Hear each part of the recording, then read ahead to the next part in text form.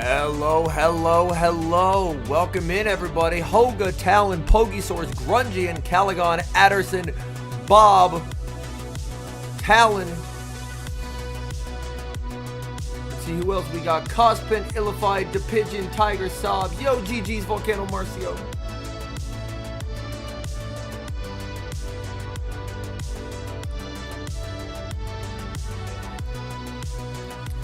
Welcome in, everybody. Yeah, I don't know why it's not sending out notifications. It's very odd. People mentioned that yesterday as well.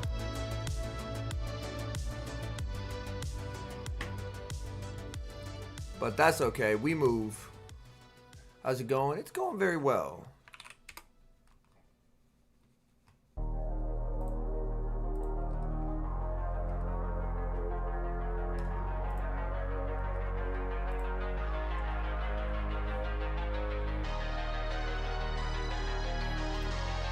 They are currently doing the award show for Unite. What time does it start? It will be starting shortly. Currently, they're about to do the Unite award ceremony, and then it's go.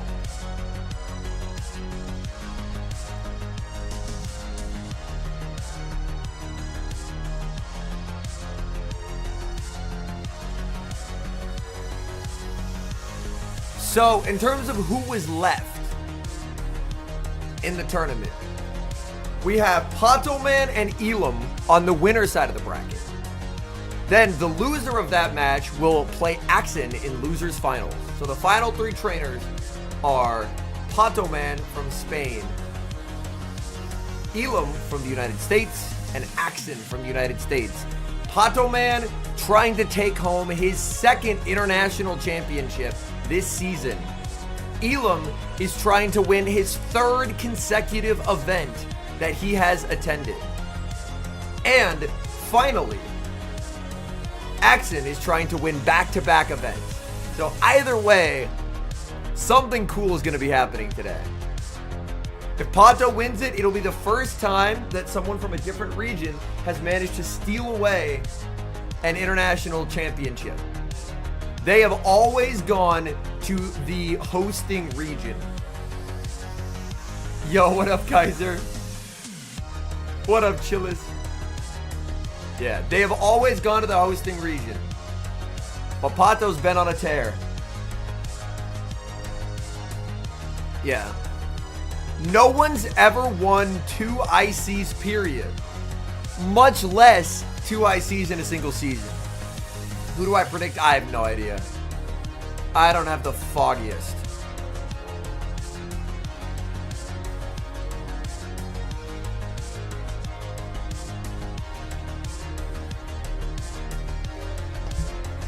I will say, I did actually play 2 sets off stream. Very rare Henry playing off stream as far as this week has gone.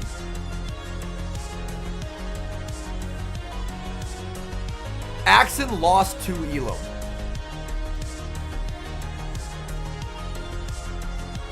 So we're currently sitting 24-57.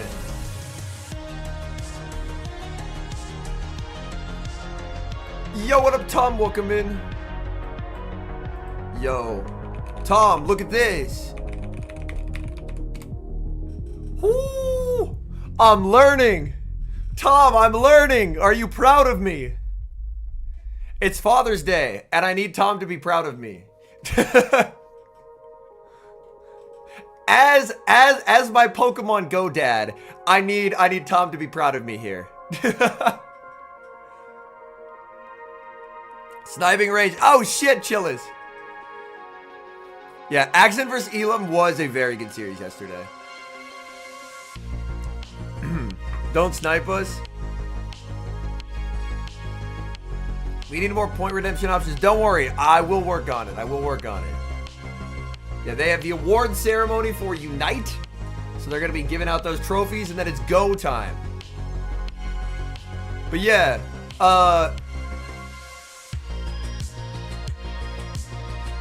this is just such a peak Fossil Cup team. It's just Whoever is the better Jellicent player wins every game. It's very cool.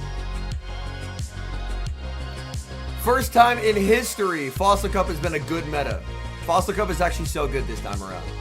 Oh my god. I had to hide my screen because look at that fucking Pikachu, man. Look at that Pikachu. Alright. Oblivion from Revelation gets his trophy. Don't know who that is, but congratulations, trainer. Ah, they bring them out one by one. That sounds extremely frustrating, Pokesource. I cannot lie, that sounds extremely frustrating. San Hudigo with the follow, welcome in. Actually found Q's today, let's go. Where did you end up, Tom? Where did you end up?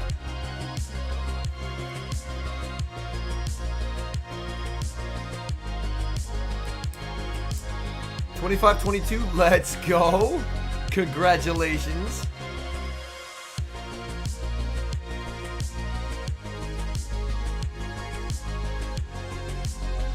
Dispenza. That's a cool name.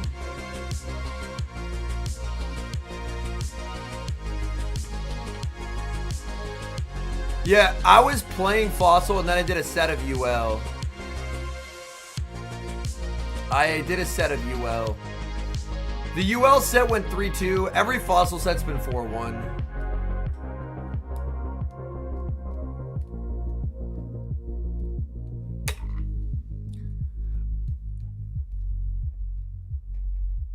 All right, congrats, Unite Finalist Revelation. Woo!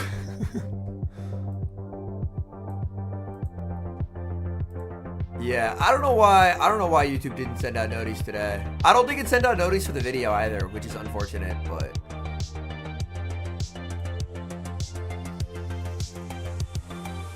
average YouTube moment right there.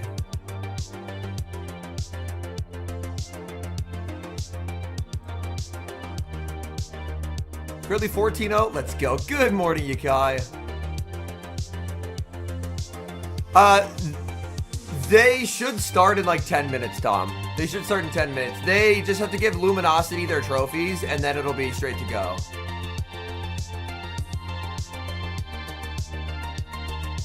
But they have a lot of dudes per team, so it takes a while.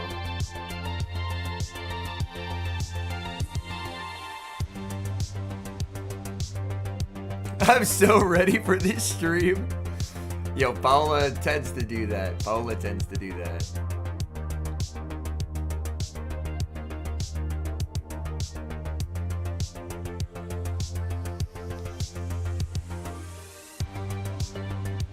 Yo, what's up, Akash? Welcome in.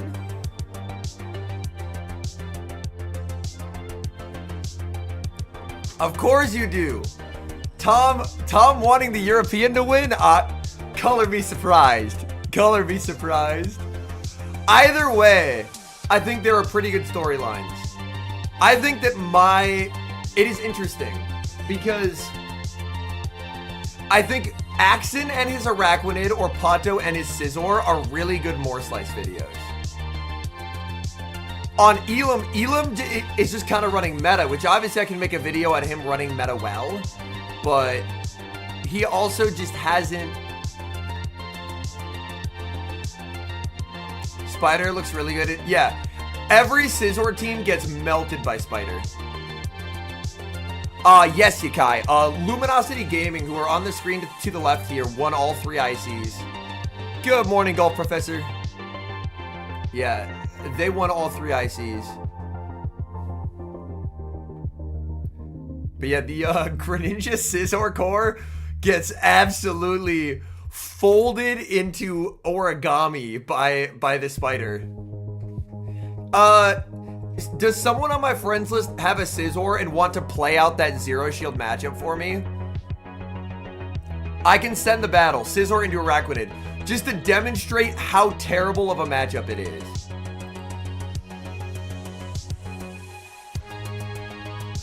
Alright, Kilgara, I will send to you. Hey, it's our go, people. It's time.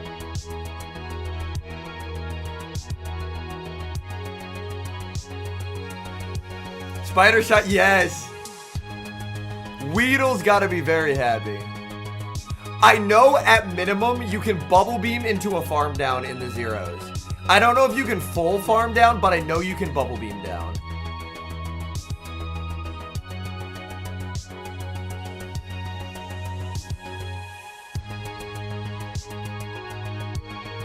Is this a really good scissor? I feel like this is bulk pointing me. Hold on a second.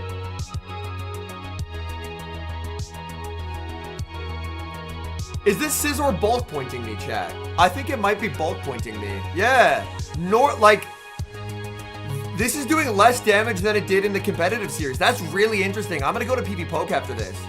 Okay, let me just resign this real quick, and I'm gonna go to PB Poke. That's actually really good information to have.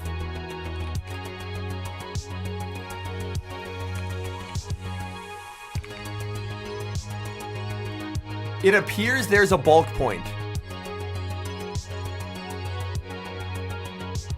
PV Poke says there isn't. But that was doing a lot less damage than it normally would have. Yeah, each bug bite is supposed to do 2.8% damage. And each bug bite was not doing 2.8% damage. Oh, you're 212.5? Oh, let's look at this.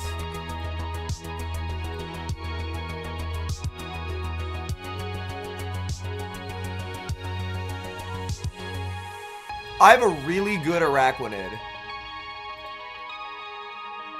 Oh my god, okay. Okay, useful information to have. If you have an insanely good Araquanid like me, and you have a Giga Defense Weight Shadow Scizor, you only take 2 damage per bug bite instead of 3, which is a huge reduction in damage. That's actually really valuable information. So yeah, if you have an incredibly defense-weighted Shadow Scizor, yeah, that's actually incredibly good information to have. Yeah, because as you saw there, I was getting whooped. But now, all right, who has an absolutely ass Shadow Scizor? Well, it doesn't have to be ass. A normal Shadow Scizor. A normal Shadow Scizor who is on my friends list. A non-Giga Defense Weight Scizor. Sesh does? All right, Sesh. Yeah.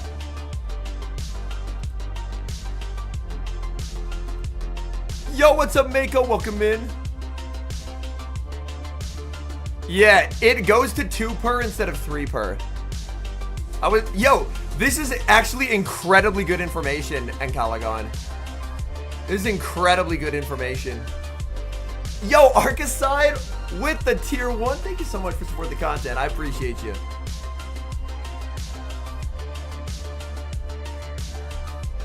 And obviously, like, even like a default Araquanid breakpoints the 212.5, but it shows that if people try and go for max bulk, then you can run like a pretty solid defense weight. But look at the difference in bug bites compared to what we had compared to this. Look at those bug bites, man. Scizor is getting destroyed. That thing is at like half health already. That is the difference there. This bug bite, this bug bite, like, not getting bulk pointed is so big. Yeah, it's a huge difference in a one-turn move. And what's really nice about this matchup is you just let this go. You bubble beam and you farm down and you leave with moves. So I'm leaving with a bubble beam loaded, which is incredibly good information. But yeah, that's something that we just accidentally discovered, but is really, really good info to have. That there is actually a bulk point there. Against... Here we go. Winners finals. Pato versus Elam. Losers finals. The loser will play Axon, and then grand finals.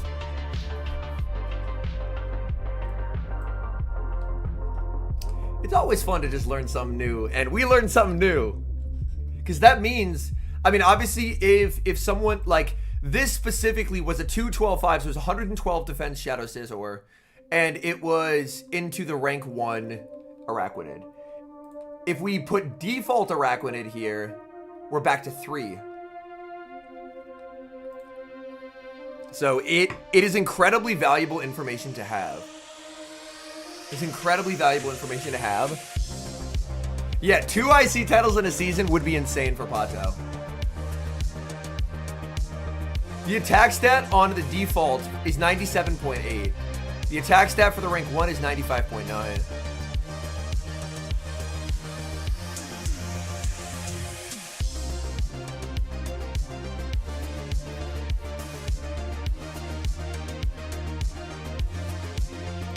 And it looks like, I believe, if we put it down to 11, you don't get it. So you have, like, just enough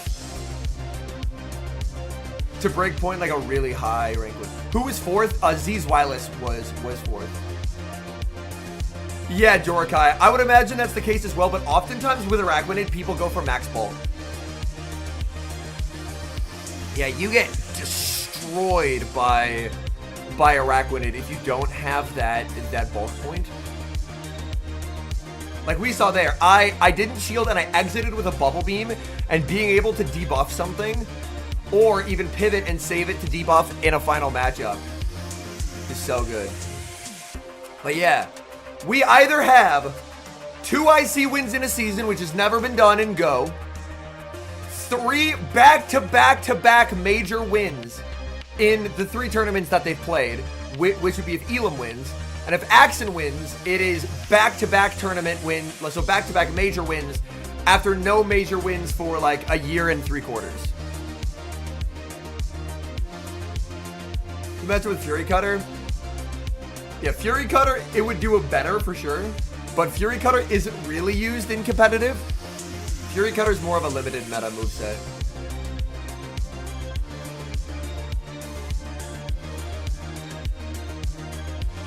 A rank 3 means that Dr. Green Mustache with the tier 1. We got a hype train going on Twitch. Thank you so much, guys. Get that spray going. Yeah, and also Axon would be the second ever person. So Axon would also become the second person. Holy Dr. Green Mustache with 10 gifties. You are too kind, man. Gifted to Darth, Volcano Marcio, Hacky, Jorikai, Fremo James, Grungy Subs, Pokey, and KY Packs. Holy, can we get some W's in chat for Dr. Green Mustache right now, please? Thank you so much, trainer. At this point, I just have to empty the whole spray bottle out my head, basically. Holy shit. Too kind. Welcome in, trainer. Let's go, Mark. Happy to hear that.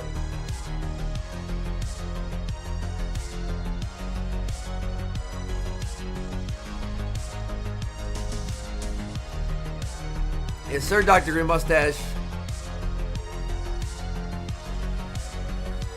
Dr. Toothbrush with the sub. Oh my goodness, y'all are far too kind. We got a level 4. Is it a tier 4 or level 4? I don't know.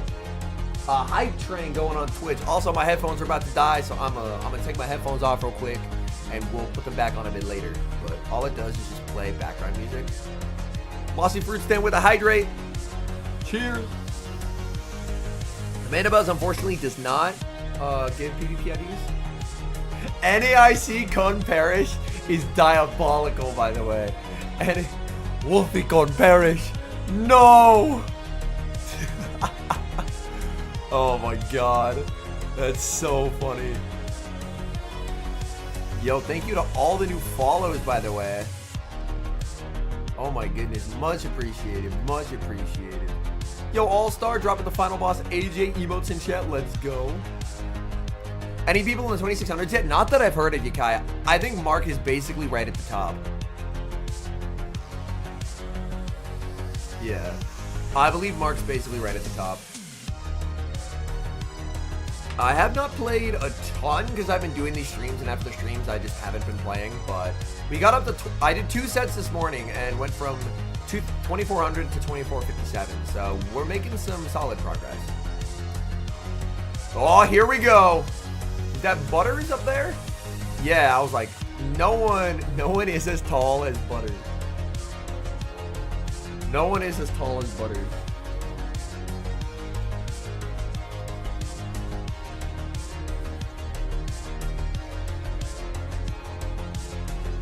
I appreciate you, laugh out loud. Then I can rest for a week. I don't want to play ML. That's very fair. That's very fair. All right, let's get these finalists out on stage, Mr. Butters. We got some battles to play, baby. We got some battles to play.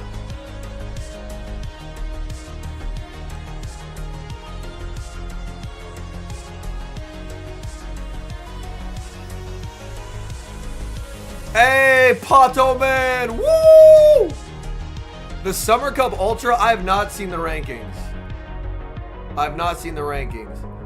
Live Summer Cup Ultra League rankings reveal? Oh my god. Look at this shit.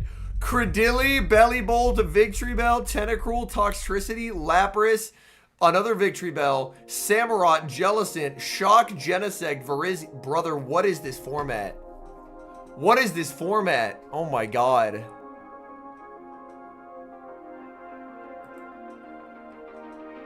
Toxtricity is the ultimate sim warrior.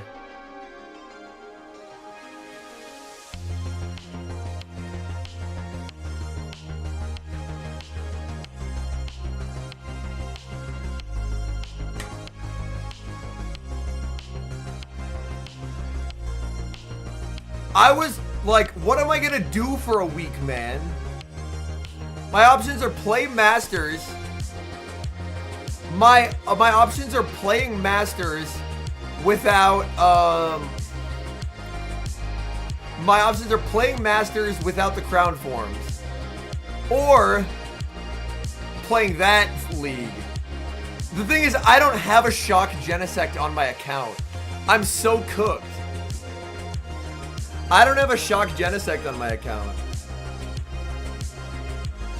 I checked, and Genesect cannot be traded either. So I'm just fucked because I never rated Shock Genesect.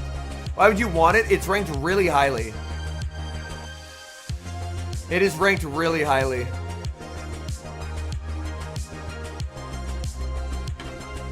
Why would you want it? You don't beat Belly.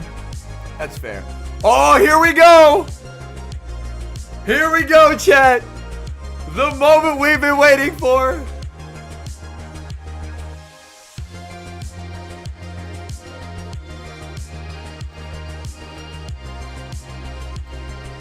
CCO on stage.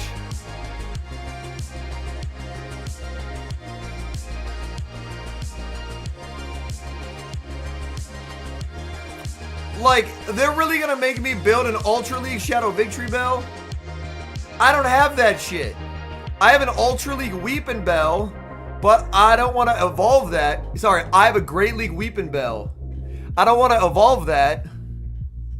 Unless I power up my oh my god. Look at how expensive Shadow Vic is. What the fuck? Look at this shit. 550,000? Jesus Christ. That's so expensive.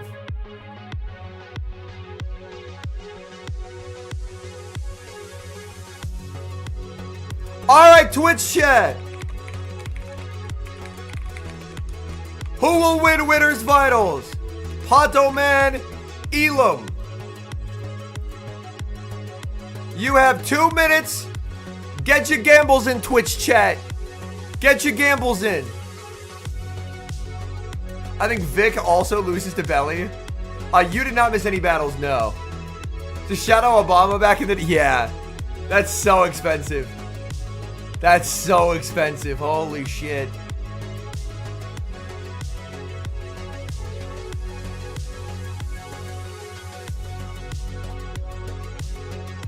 This is just for Winners Finals, Twitch chat, not the whole thing. So during matches, they'll often write down like residual energy. They'll write down what lines the opponent ran, tendencies they have, stuff like that.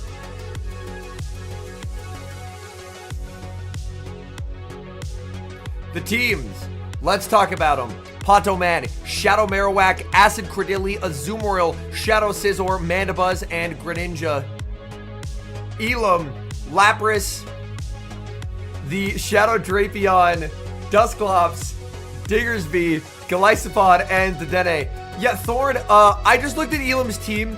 Where is his Scizor check? Thorn, I'm very curious. If you look across these teams, where is his Scizor check? Hold on. I may need an eye doctor here. Thorn just says he doesn't have one. That is a Fury Cutter pod in Calagon. Oh my god. So, it's just gonna be, yeah. It's a Fury Cutter pod. It's so cooked. How would you buff Metacham? I wouldn't buff Metacham. 8 seconds, get your predictions in, trainers. Annihilate is a Scizor check. Elam does not have Annihilate.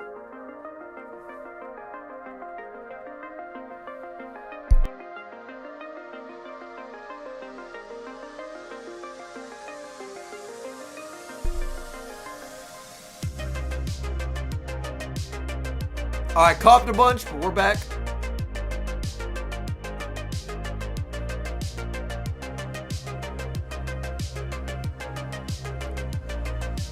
I have such a cooked Vic, it only gets to 1480.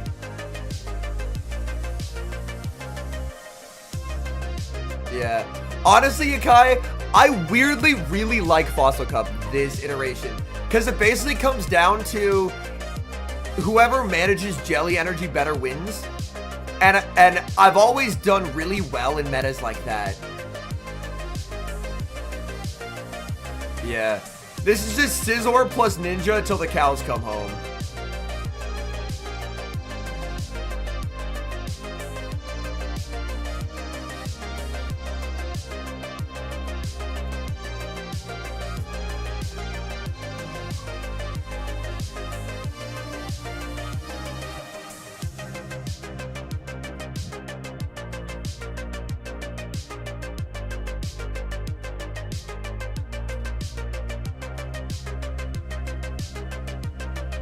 Yo, what up, Jeff? Welcome in. This early in a meta, I find it a bit tough to try and speculate on changes, just because oftentimes as we see metas play out, we end up learning what things might be a bit too strong, what things we thought were a problem and then aren't. So if I did something like that, it'd probably be towards the end of a season. Look at the accolades. EUIC champion, Seville finalist, Barcelona finalist, Gdansk regional champion, for Elam, Atlanta champion, Toronto champion, LAIC top 8, and another accolade that I didn't have time to say. It looks like they're locked in. They're both staring at their phones. Game number 1. Let's do this. Diggersby into Azumarill. Now this is a pretty negative lead for Elam. He's going to safe switch into Dusclops. And interestingly enough for Pato Man, he chose not to bring the Scizor, and he chose not to bring the Greninja. For Elam, safe switching Dusclops being this ABA to Greninja is an incredible risk, but it's paying off because he just didn't bring that Mon. We do have Lapras in the back. The final 2 Pokemon for Pato Man. Oh my goodness, that Credilli looks terrifying. That Credilli looks terrifying. There's so much energy on the Dusclops, but this is where Dusclops feels very ineffective. In neutral matchups against Pokemon of comparable bulk, it just does no damage. It just never hits hard. I would argue that Lapras is a Greninja check because Greninja is incredibly fraudulent in that matchup. In comes the Credilli. He wants to get ahead on energy, and that's a really nice call. Nikai says, I miss Corsola. Yeah. Corsola actually did damage, right? He throws on alignment here. I like that. Lappy and back is kind of devious. Hold on a second. Yeah, Elam just stays and forces him to throw.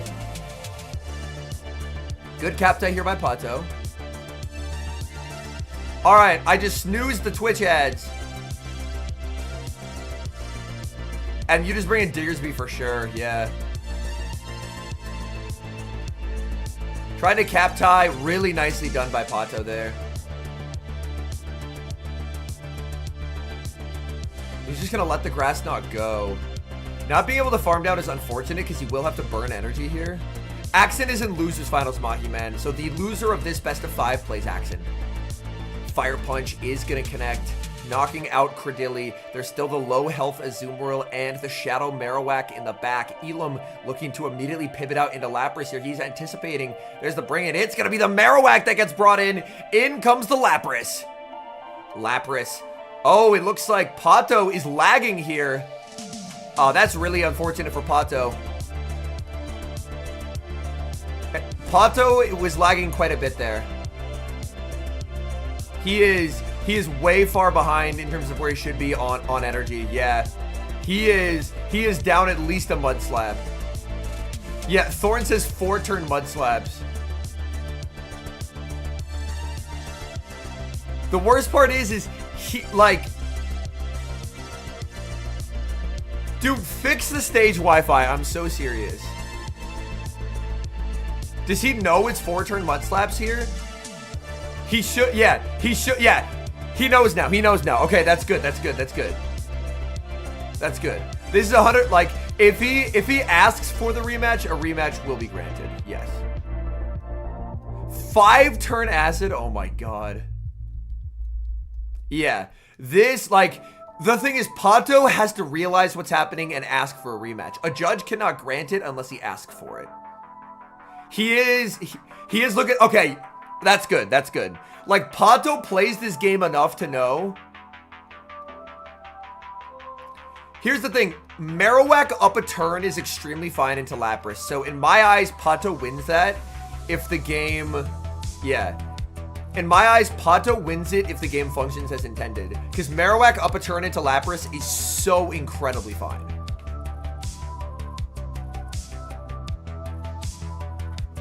But yeah.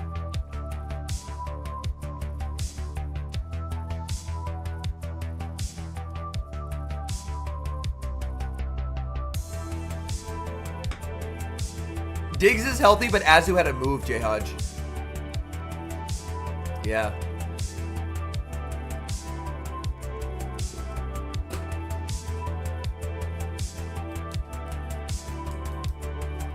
This should be an easy, like, to me, this is an easy rematch. Because I don't, like, we have our opinions over who we think could win. I don't think anyone could say for sure, like, 100% that didn't impact the outcome. They have a big screen above the stage, Greater. So, what we see... Yeah. Like, judges cannot step in on the player's behalf. Players have to call for it. Well, Witdog, Unite does. Unite, I believe, had 2.5 hours of delays on one of their days. The only issue that... Yeah, these are just 4-turn Mud Slaps.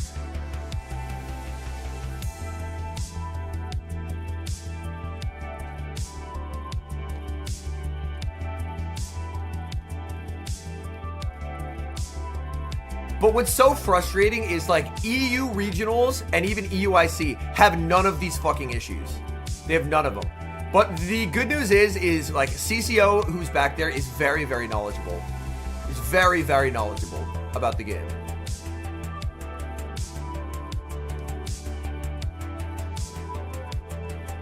So I very much trust them here. But they should be able to look at it and be like, oh, these are 4-turn Mud Slaps. CCO playing RuneScape as we speak.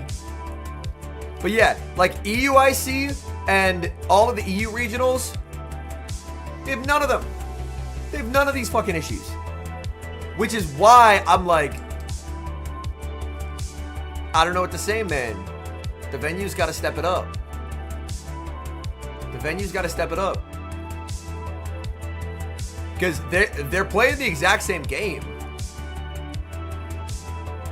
But EU just doesn't have these issues.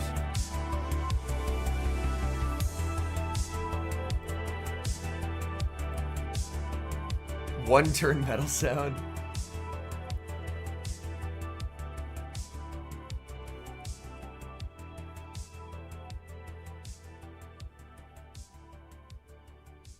Well, yeah, Omar, so they specifically have stage Wi-Fi. They have a separate Wi-Fi network for on stage.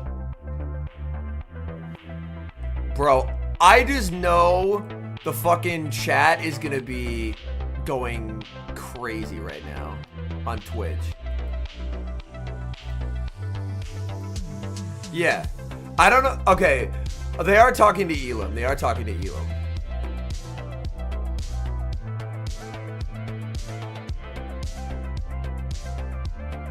The fact that they're talking to Elam, I assume that means they are actually going to be reviewing this. Oh god, Bishak.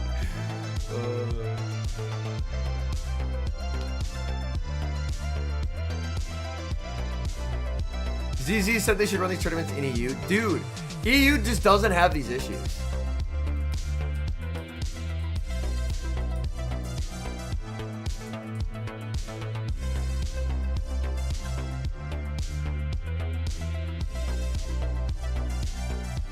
Mud Slap is a 3-turn move. So basically, the error that happened due to poor connection or something. So Elam here is going to be arguing that he thinks he wins the game anyway.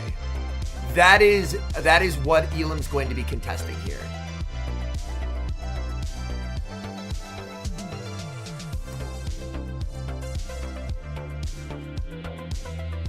Yeah, so that is basically like the judges will be saying, hey, he had 4-turn mud slaps, and then Elam, well, that is his opinion.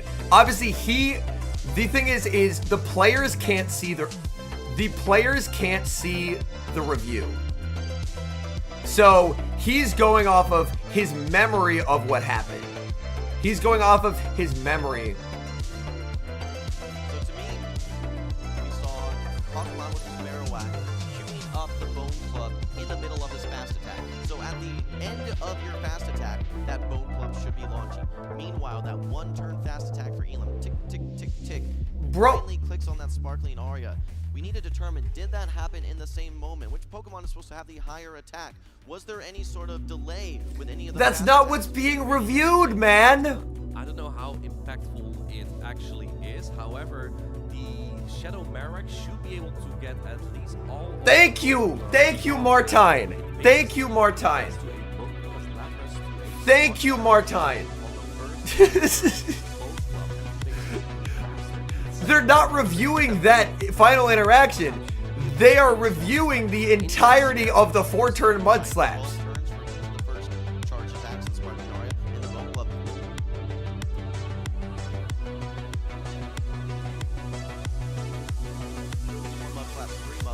It's imperative for trainers to keep track of which cycle that these.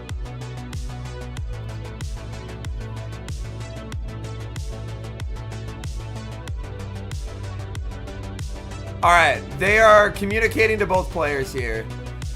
Pato looks mad. Pato looks mad. Did they not grant it? Did they say Elam would have won anyway? Because everyone knows the... Oh, they did grant it. They did grant it. Thank goodness. Okay, they granted it. We're good. So Pato just looked mad over the general thing. All right. Thank you, judges. Thank you, judges. Yeah, like, I very much understand Elam's argument, because Elam's saying, I think that I could have won that game. But when it comes down to it, it removed any ability for Pato to win.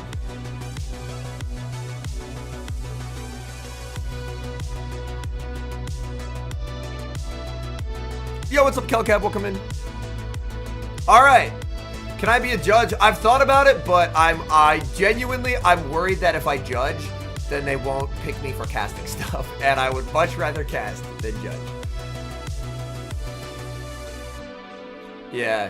The one thing that I've got to say is, if y'all think Yakai's Elo is scary now, oh, okay, we got Dusclops in it as you.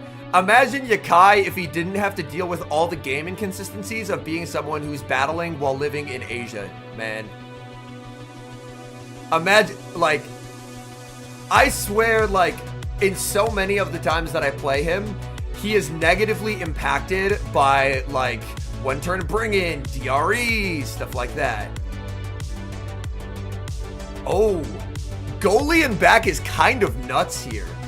Hold on a second. Yeah. Goalie and back is wicked. Goalie and back is wicked. Yes, Harpreet. So in a rematch, it's like the first game never happened.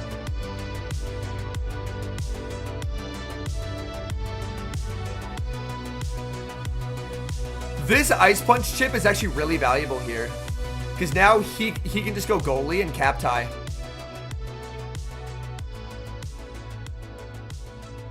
Yup.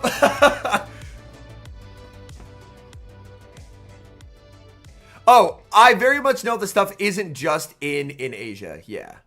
I very much know that. But I know that people who live farther away from the States experience it worse.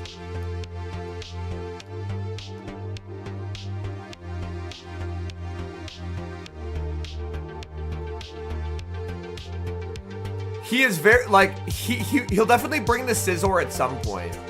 But I guess he doesn't feel like he needs it right now. Does he end up shielding here? I don't think he can Fury Cutter it into tail range. Is the issue. Okay, he just saves it. He saves the move though. This is really well played. Yes, so Fat Matt, a rematch basically says the first game didn't happen. Yeah, Elam looks to be in a very strong spot here. Yeah. A rematch basically says the first game didn't happen. Anyone can play whatever they want.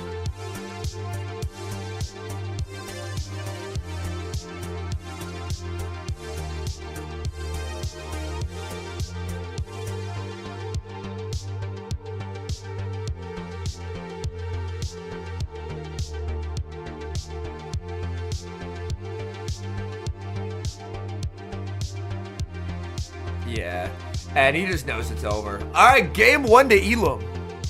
You can switch Mons on a replay, yes.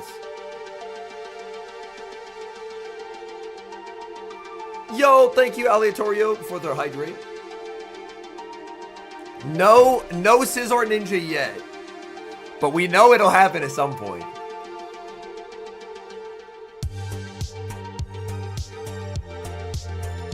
We are now in best of 5 territory sesh, yes. Yeah.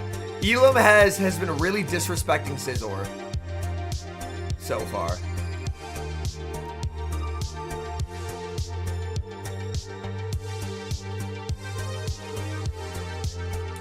You're friends with Pato and Pokemon Go, Angel? Nice, let's go. It's very exciting. Bill actually made it to day 2, so he did very solidly. I can't remember what his final placement was, but he did make top 32 at minimum. So I think he may have finished tied for 17th, so top 24. Okay, Kaye says tied 17th. Okay, thank you. That's what I thought, but I wanted to confirm it.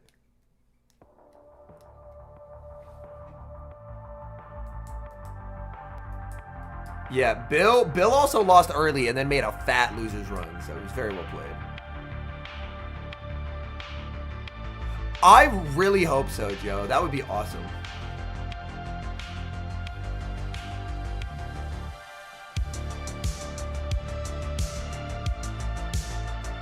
The funny thing is, someone asked how many catches does Pato have. The best of the best often have like not a lot of catches. Like Weedle, 79k lifetime catches. Rise, 85k lifetime catches. Like, people, like, the absolute best of the best usually do not have a lot of lifetime catches. Then there's Axon, who has 1 million, but Axon's built different.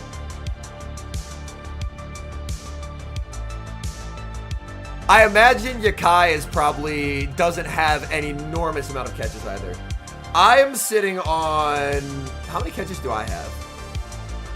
I'm sitting on 239,000.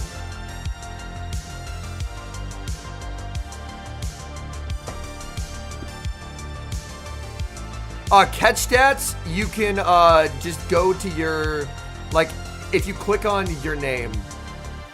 Yeah, I am looking at Pokemon Go catches, not PvP, yes.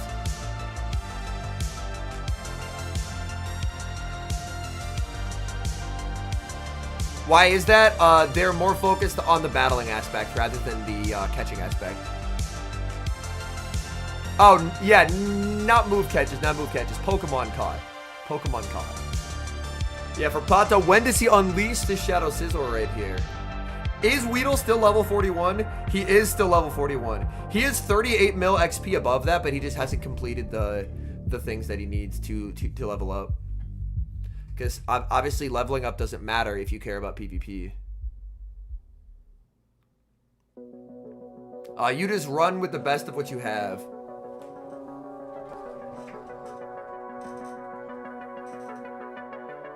Oh, there's the Scizor into the Dusclops. It's unleashed. We do see Dedenne in the back. Dedenne for the Azu. This is interesting. Pato letting a move land on Scizor. Scizor gets rocked. Hex, normally not a damaging move here. Elam will have to... He can shield an undertap if he wants to try and force a shield back. But it looks like he's just going to fully sacrifice it. Oh, he lives! The Ice Punch to predict the catch on the Cradilly. What a play by Elam. Oh my goodness, Elam in his bag right now. Out comes Golisopod, and this is just setting up to be Dedenne Masterclass in the back. Elam is so locked in. Oh my goodness. That's just over. That's just over. Holy prediction by Elam. My goodness. Elam ran so strong in the back to Ninja. Ninja was not brought. But this Dedenne is about to shut down Azu. This will be a setting down the phone moment for Pato Man. He realizes he cannot get the farm down here. Doesn't want to risk a last second Rock Tomb. Will be firing off this X Scissor. Pato is going to shield. He wants to try and pressure the final shield. But little does he know, it's not going to matter. The shield comes up from Elam. Elam still so healthy on this Golisopod. Switch timer available, but Pato is going to concede the farm down and now send in Azumarill. In comes the Azumarill. There's the switch into Dedenne. Dedenne answered with the Scizor. Scizor gonna get the Trailblaze. Wait a second. This is gonna do big damage. He's gonna lose so much Dedenne here. Trailblaze is gonna rock Dedenne. Dedenne down to fractional health. Back in comes the Azumarill. This is a range where Azumarill will be able to pick up a knockout here. Even with a +1 defense, only an Ice Beam will be needed. Parabolic Charge is gonna connect. Can he get to the next Parabolic? He gets there. Charge attack priority. The pacing on Dedenne. Just too fast for old man Azu. Parabolic Charge picks up the... Oh, and it doesn't. The 1 HP survive. But that's just too much health lost for Pato Man. Pato Man picks up the KO onto Dedenne, but it's too little, too late. In comes Golisopod, 2 Fury Cutters later, and Elam is 1 win away from Grand Finals. My goodness, what a game there from Elam. He knew he could survive that Night Slash, and this was all set up by the anticipatory Ice Punch, knowing that the Cradilly would be sent in there, or just anything that was a resistance to Ghost. Very nicely done. My goodness, beautiful play there, beautiful prediction from Elam. And Elam is now up 2-0. Pato Man would need a reverse sweep here if he wants to advance. And that's a tough ask against a Pokemon as accomplished as Elam. Elam is in such a negative team comp scenario, but he found the alignment, which is what he so desperately needs in this matchup. The moment Pato gave up Swap, he was done for there. He didn't commit to the Scizor in an attempt to brute force switch advantage, and that cost him dearly, as if he had committed to Swap, he's just winning. But by giving it up, by playing aggressively, and by Elam predicting that he would give up that switch, my goodness. Just kind of nowhere to go here. And considering that the previous backline was Dedenne and Fury Cutter Golisopod, do you risk Ninja? He ran so weak to Ninja, and now he ran so strong into Ninja in the back. This will be interesting. And Pato does have 4 Mons that lose to Araquanid. His only 2 Araquanid counters are Credilli, which only wins 0s, and the Air Slash Mandibuzz. The other 4 lose. Azu loses to Araquanid. Araquanid is just built like that. Axon is sitting in losers finals, Michael. So whoever loses this plays Axon, and ZZ came in 4th.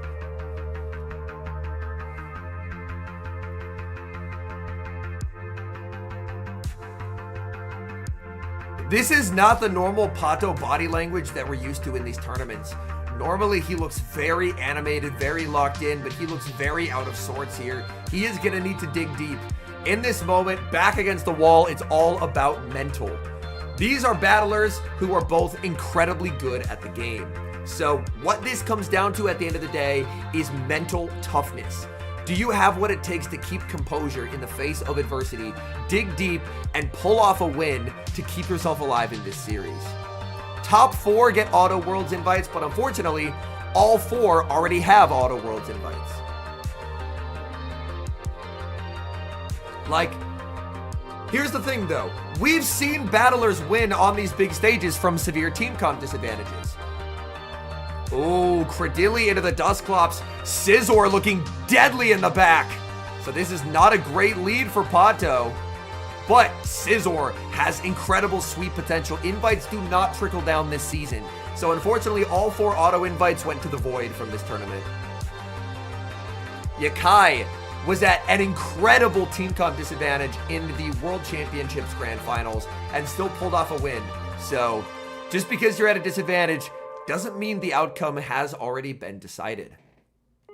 We're going to see the Ice Punch fired off by the Dusclops. A soft loss for Pato into a Scizor farm down would just be instantly game winning here. We are going to see the Ice Punch land. There's the Scizor. It switches in, but unfortunately, Scizor now immediately going to be met with the Shadow Punch. Shadow Punch, it does add up here.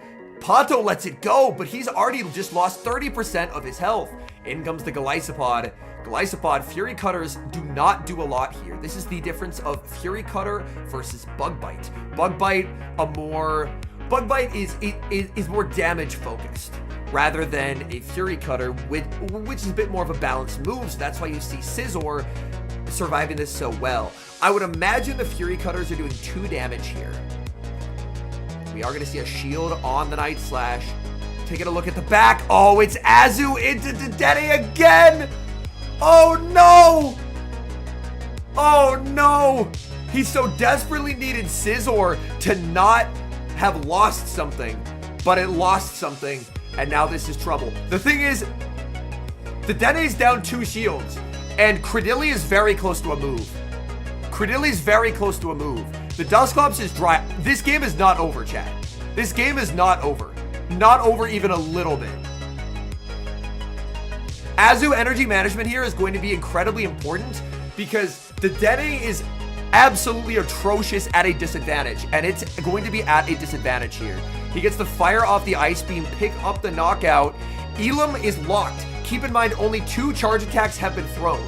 This means if Elam brings in Dedenne, he is still locked for about the next 12 seconds. Whereas Pato should have an ability to switch into Credilli and hit for big damage. So Elam's in a lot of trouble here. The moment he sees Dedenne, he knows he's locked. There's the switch in. Acid's hitting for big damage, and now he gets the fire off the Rock Tube. This is why the amount of charge moves thrown is something that every top battler has a mental ticker in the back of their mind. We're now going to see the switch into Golisopod. Golisopod does get the farm down, and this is going to be a really interesting endgame here. Elam, all the energy in the world on Golisopod. Can he still pull this off? I don't think this is necessarily a game over because there's so much energy on this Golisopod. I think Pato should be fine.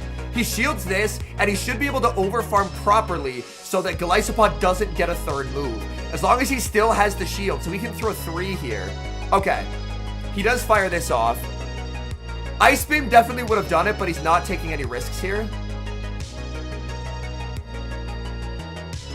But yes, he is good here because he can't farm down. He takes it. Pato survives. That was the decision to pivot into the Dusclops just put him in a spot from which there was kind of no recovery.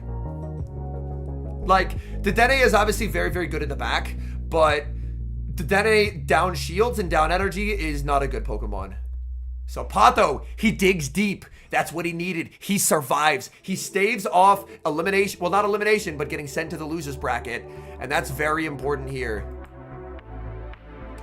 Taking advantage of the desync timers is arguably the biggest current skill gap. For a very long time, it was charge attack timing. Most people understand charge attack timing now. However, now what it comes down to is, can you understand switch timers? Switch timer manipulation is so important.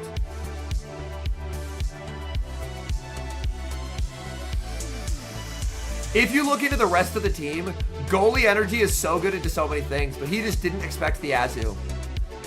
Because obviously Azu got severely Dedenne last game. And that unfortunately ended up costing him.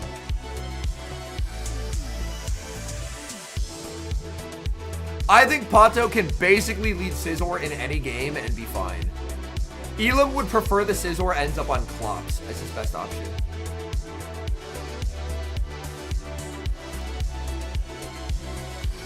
Like, Clops into Scizor is an okay outcome for Elam because he has an ability to outpace. So the mental calculation MHE for the switch timer is 4 charge attacks more or less burns the clock. That is the mental thing that I use. So I count. If any combination of my charge attacks and their charge attacks equals 4, the clock's up.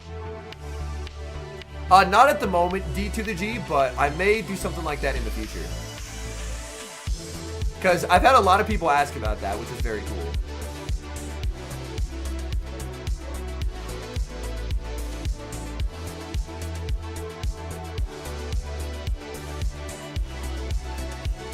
But now if you're Elam, you just need one more win. But Pato, again, has such a comp advantage. Yes, waiting your timer out 10 seconds can also soft count as another move. Omar is absolutely correct. Good morning, Shadow Flame. Welcome in. And also, if you have a bunch of move banked and you throw without doing the fast moves, then sometimes 4 is barely not enough to burn the clock. But in most scenarios, 4 moves burns the clock.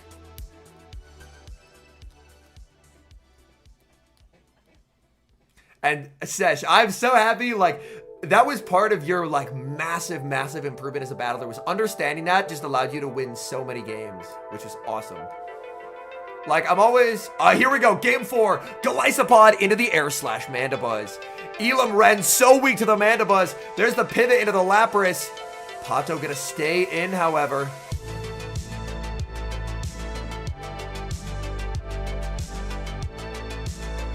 Elam wants residual energy. This is really interesting. That landing is so good for Elam. He's now going to send in the Credilli. The Air Slashes have basically put it into acid down range after this move.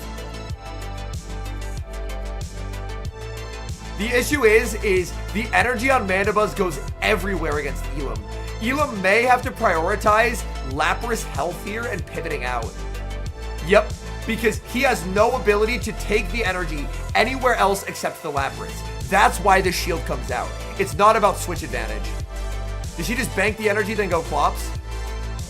Oh, he throws off his move. This will not knock out. He needed to Ice Beam. If Pato calls that this is an Aria, okay, Pato shields.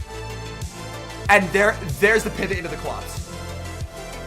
Because he absolutely needs, under any circumstance, that Lapras health to tank the Mandy moves. But out comes the Scizor. This is nice from Pato. He knows this is a debuffed Clops. It's injured as well, so he can use this as an opportunity to use this as a stepping stone in this matchup. You're going to see Pato throw 4 and the move. Oh, sorry. I forgot Dusclops snuck as it caught. 3 in the move here. And Cap tie with the Night Slash. Elam going to let this go. There's so much energy on the Lapras now. Is this where you use the Lapras energy just to clear Scizor off the field? No, he's going to bring in the Golisopod. Golisopod Gonna get outpaced here. We see a Night Slash bait, not going for the Trailblaze. Either move is survivable, but it does big damage onto the Galisopod. Galisopod is gonna be no shielding. Gets hit with the Night Slash. Elam, precise counting, but the catch by Pato, man. Will we see an undercharge here from Elam? No, he actually just wants the Credilli gone. Interesting. So he is prioritizing health on this Galisopod. There is, I believe, just shy of an Aria. Ooh, the catch! He catches the Aerial Ace, makes Pato use energy in an inefficient manner, as Aerial Ace is a worse move than Foul Play. Either way, though, Pato does need 2 moves to knock out here. He's now going to get the Aria. If Pato's counting here, he knows this is short. Pato, does he trust his counts in this moment? He will put up the Protect Shield. This is now going to be a race to the charge attack. Air Slash very, very slow. Clock will be up for Pato before it is up for Elam, if I'm not mistaken. Or actually, I believe the clock's... Yes, it is misaligned. In comes the Scizor, and he snipes down. But this will give farm to the Galisopod. He undercharges. He lets himself get farmed down. Galisopod, Fury Cutter's down. This is just not enough damage here. He kept ties. It's not enough. Aqua Jet will not KO this Mandibuzz, and we're going to a game number 5, folks. This does not knock out. It just doesn't. Elam did what he could, but Pato with the fist pump. We're going to a game 5, folks. You couldn't ask for better than this. You couldn't ask for better than this. Oh my goodness. Pato, he's back. He's animated. He's locked in. I told y'all, this series came down to mental toughness, and Pato showed that he has it. And Pato also undercharging there. Pato's playing well. Scizor's a huge problem for Elam. You cannot ask for a better turn of events than a game 5 between 2 cracked battlers. Elam did what he could. He decent clocks. He bobbed. He weaved. But it wasn't enough. It wasn't enough. And now we're going to a game 5. And the catch onto Credilli. And Elam's decision to not undercharge there was interesting. Obviously, he would have taken the acid damage, and I guess he viewed that he would have to keep himself healthy to try and survive air slashes later on. So that was the calculation he made, was he said, I don't need the energy, I need to be able to survive the air slashes. This is so tough for Elam. It feels like Pato always has so many good options in this matchup, and Elam is constantly at a really big comp disadvantage.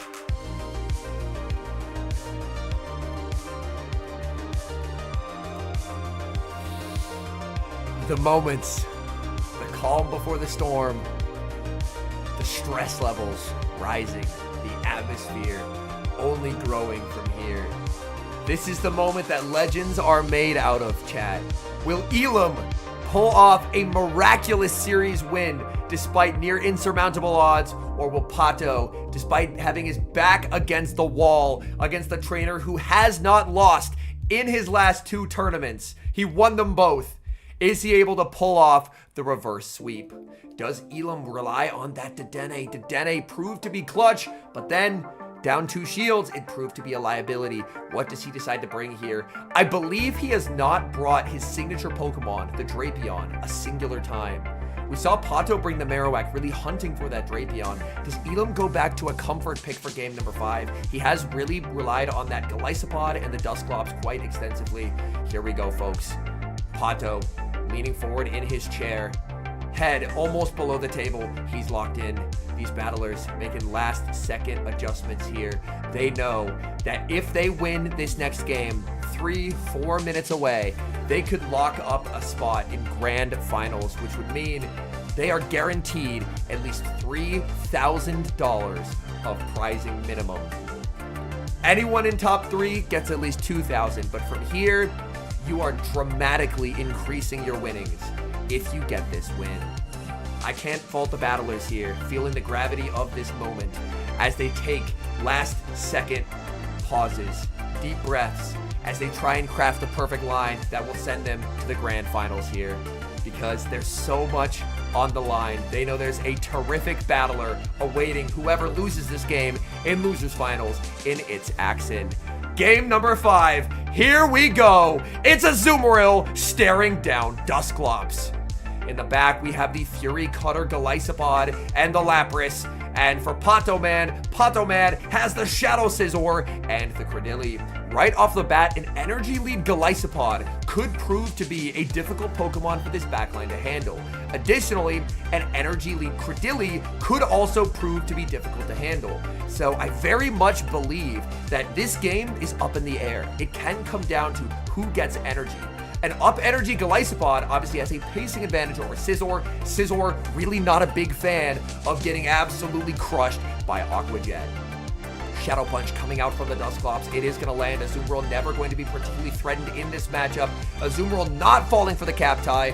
Does want to have a little bit of residual energy in this matchup. Shadow Punch is going to land. He's looking to send in Credilli, and it's Pato who makes the first aggressive read. But Elam fires off the Shadow Punch right away because the Credilli only has 2 acids. This means that he can now send in the Galisopod, and it's going to be a charge attack priority tie, X-Scissor to the Rock Tomb. So that's really nice understanding there by Elam as he realizes, hey, if I try for the Ice Punch, I'm getting outpaced. X-Scissor, it connects, down goes Credilli, and that's a big knockout for Elam. Back in, oh, it's gonna be the Scizor entering the field. Scizor farming up here, and the Aqua Jet is gonna be reached by Elam. It looked like the Scizor did get 1 turn bring in there, which is unfortunate. We are gonna see the Aqua Jet shielded up by the Scizor. There's still a move loaded on the Azumarill. Scizor, definitely a turn behind where it's supposed to be here. Scizor get a double shield now. This is gonna be difficult. This is gonna be difficult. A Lapras in the back with all the shields in the world to hide behind. There's the Night Slash, but the catch onto the Dusclops. Elam making the play of his life here in this game. Number 5, the undercharge by Pato. He's gonna get a farm down, but what a catch by Elam. The issue is there's still a Scizor. Scizor taunting here with its claws, but I believe that catch will probably do enough for Elam. In comes the Galisopod. 2 charge attacks loaded for the Scizor. Do you just let the Galisopod go at this point? No, he's protecting Galisopod. There's still a move loaded on the Azumarill. Will we see a combo play? Elam's gonna double shield. I see what Elam is planning. He wants the combo play from the Azu to farm it down with the Lapras. Oh my, no switch from Pato. He's getting KO'd. And this means that the Azu is going to be the final Pokemon remaining for Pato Man. But in comes the Lapras, and that's just too much health. We are going to see Pato talking to the judges there because he did get, nope, no payouts yet. He is going to be talking to the judges over the fact that he was behind in that Scizor Galisopod interaction. Because Scizor should be able to always cap tie the Galisopod because Galisopod was dry. Galisopod is 10 turns to the move. Scizor is 10 turns to the move. So that's why Pato will be talking to the judges about this game. Is if we go back here, in this matchup, pause right here.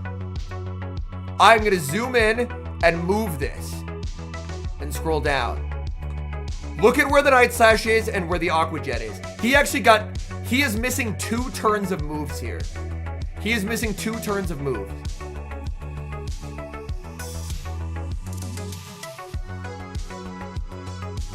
I think with the catch, he just wins anyway. But I see why he's talking about it. Like, I think this is a really awkward game. I think this is a really awkward game to try and make a judge call on. Because did he lag by 2 turns?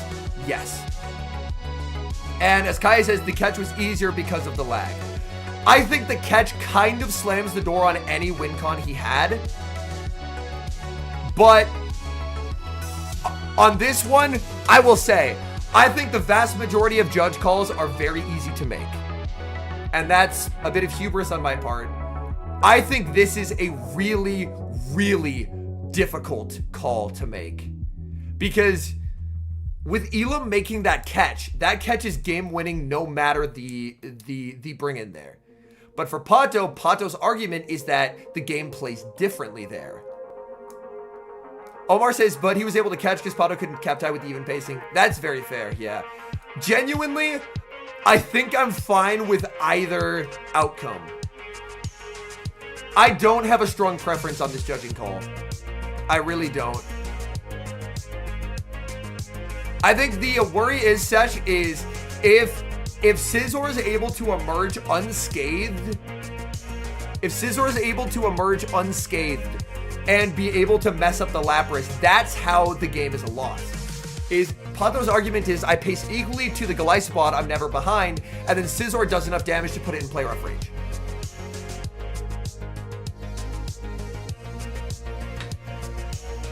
Worlds is in Anaheim, and it will be in August. Yeah, it does create a different path. But yeah, in this scenario, like,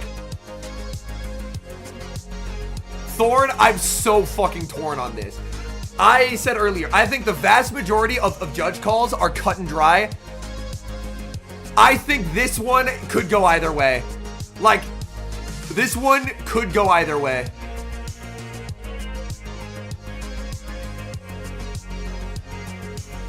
Yeah. It's so tough.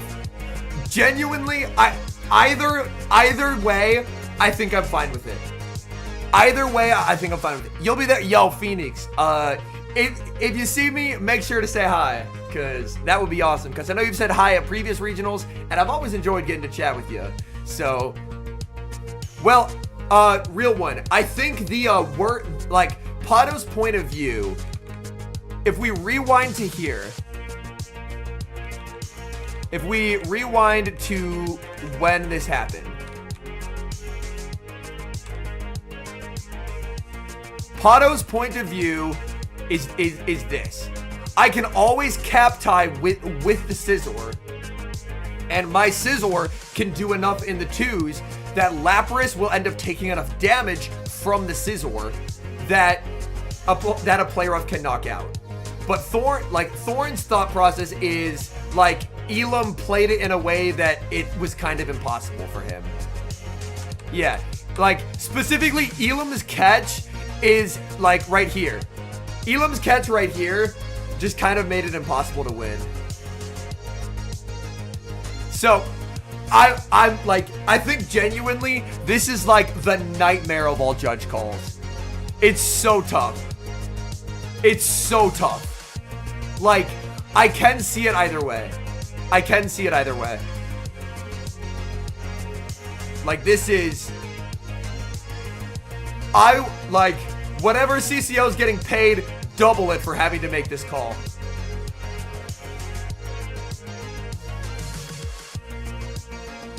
Exactly, Mahiman. Mahiman says Pato would feel he lost because the game is bad, whereas Elam played out of his mind, but still ended up on a losing side after playing 7 games and winning 5, basically. Yeah.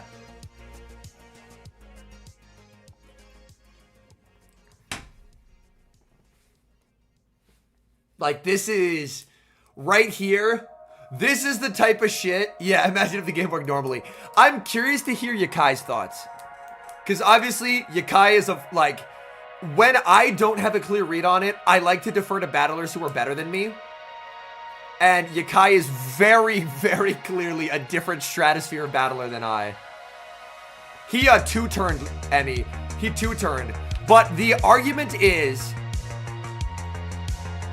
So, basically, what had happened was this. Scizor gets two-turn bring-in right here. So, Scizor pauses. So, when Goalie gets the Aqua Jet, Scizor is only on 8 turns. So, one would say rematch, he was too far behind. But, Elam ends up making a hero catch that wins him the game. They have determined that Elam would win anyway. They determined that Elam would have won anyway. So their reasoning was very likely a similar thing to what Thorn said, is he still had win cons until the catch happened, basically.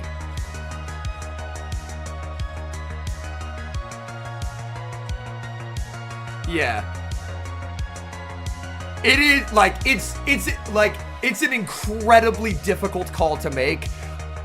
I would have been fine with either call. I would have been fine with either call. I think the argument the judges make is he's even with the lag, he wins the game if the catch doesn't happen. But the catch happened. And that's why they call it as such.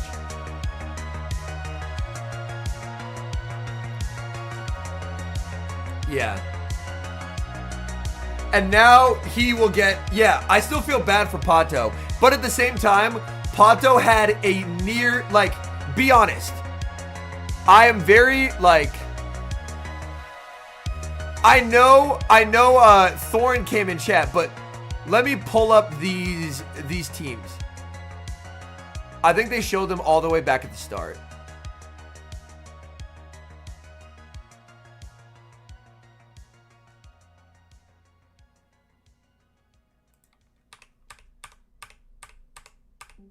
Look at these teams. This is such an incredible... Yeah, he never brought Ninja. Like, I think in this moment, the thing to focus on is how well Elam had to play to not get swept here. Look at how bad of a comp advantage this is. He has no Pokemon that beat Scizor. Straight up. And he still won that series. Just insane. Utterly ridiculous. Utterly ridiculous.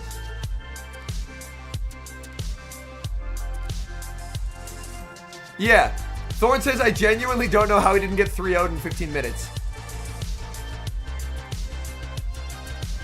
Like, it is live, Zach, yes. Scizor beats his whole fucking team. I can't stress this enough, and it didn't matter. He won anyway. Holy shit, dude. All right, so now it's Pato versus Axen.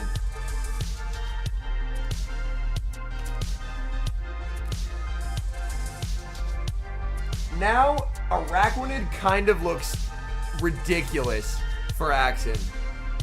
Because if we take a look at the team, there's Azu, Scizor, Greninja, and a fourth thing that also gets shit on by Araquanid. His only hopes for Araquanid counters are Air Slash Mandy, which does actually have lose cons into Air Slash. Like, Air Slash Mandy actually has lose cons into Araquanid. And Cradilly, which only wins zeros. Yeah. Elam's just insane, man. What the fuck? What the fuck? Elam is just absurd. So now we got a brief moment to wait before losers finals. Axen won NAIC in 2022. Hey, have a good one, Champion Mickey. I hope you have a wonderful Father's Day.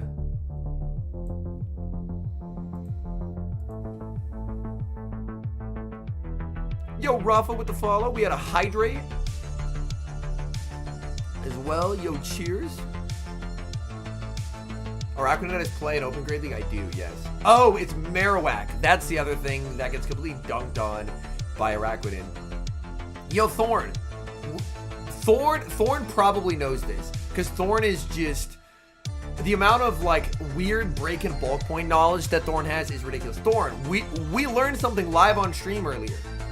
Did you know that a very defense-weighted Shadow Scizor can bulk point Araquanid and actually beat the fuck out of it because it only takes 2 damage per bug bite instead of 3? We learned that because I wanted to demonstrate the matchup on stream, and someone who had a 2-12-5 Shadow Scizor bulk pointed me, and I was like, why am I getting cooked right now? And then we looked it up, and if you have a very defense weight Scizor, and I have an extremely high ranked Araquanid, you do actually bulk point it. My Araquanid is a 1-15-12.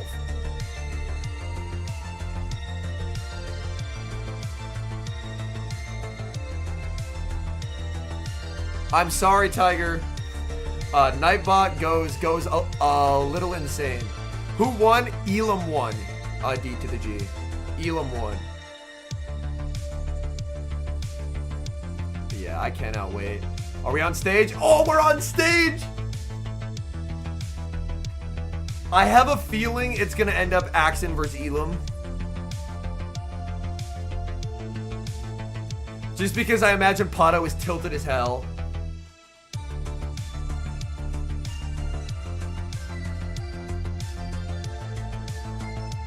Like, Pato has a great mental game though, so I imagine Pato can lock back in, but...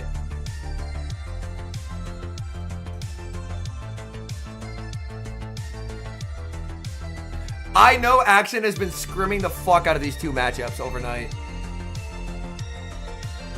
And also, if Axon gets to Grands, so whoever wins this matchup, both of these trainers were sent to losers by Elam. Both of these trainers were sent to losers by Elam. No matter who wins, they will have an opportunity to get revenge on the person who sent them to losers.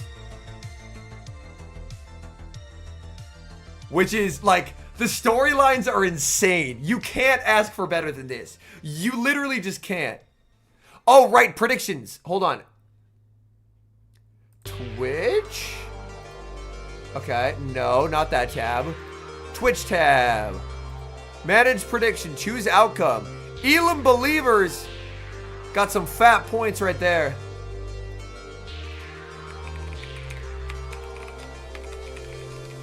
Who wins losers finals?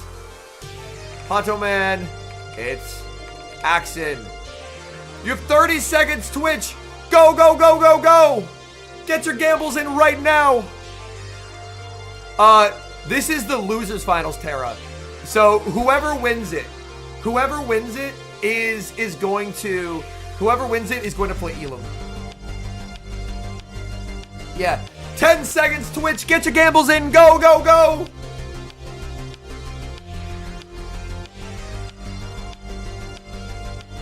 Very even split in the gambles.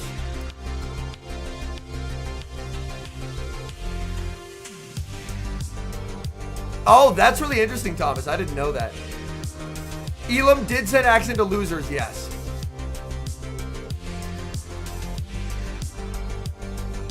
Never saw the prediction pop up. Oh, sorry about that, Rafa. For Grands, I will have a longer duration.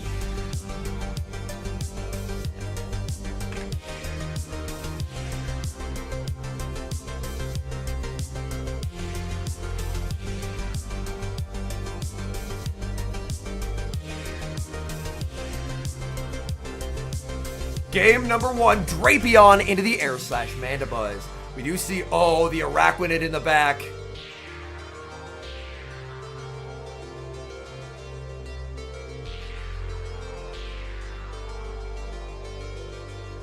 Did Pato lag a turn again? He lagged the turn again. He was able to throw on 9 with no consequences. Oh my god, Pato's already down a turn. Are you serious?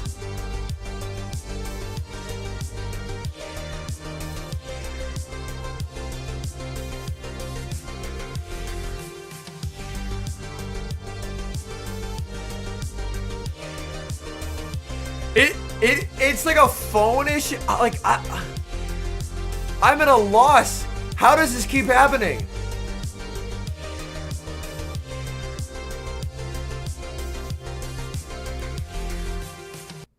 The awkward thing is Axon kind of needs to shield this. Europe doesn't have these issues.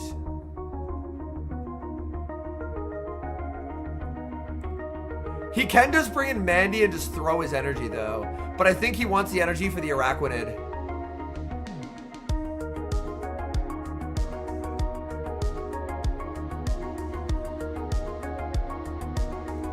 Yeah, he wants all this energy for the Araquanid.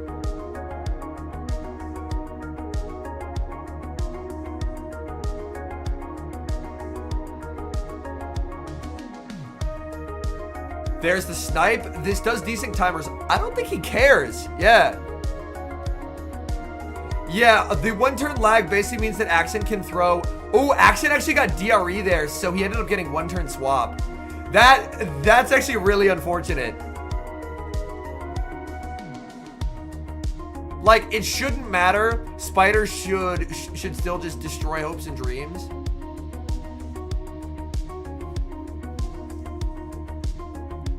Oh, no, Alec. Araquanid owns Scizor unless Scizor has Giga Defense bulk point to make Bug Bite do 2 damage instead of 3. Yeah, Scizor actually, Scizor gets clapped there.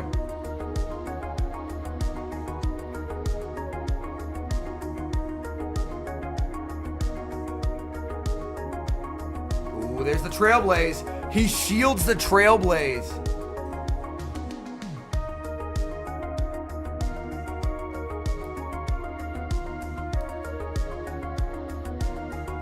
Araquanid is now shieldless, and this is a boosted Scizor. Oh, but he can get the Water Pulse. He has enough energy to where he just wins.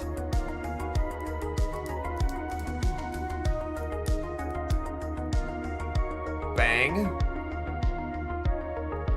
Certified Spider moment. The Spider does it again.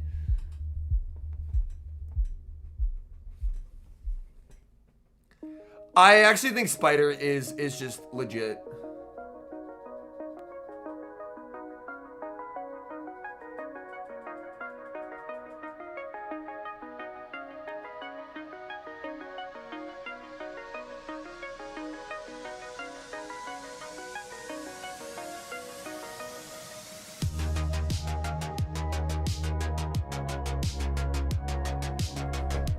It is best of 5 here, yes.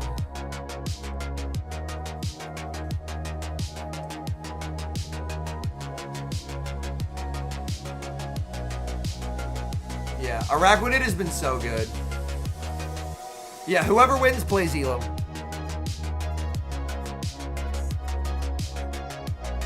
Man, I really gotta TM my Araquanid to Water Pulse. How many oh, I got Mirror Coat. Okay, only took 2 TMs.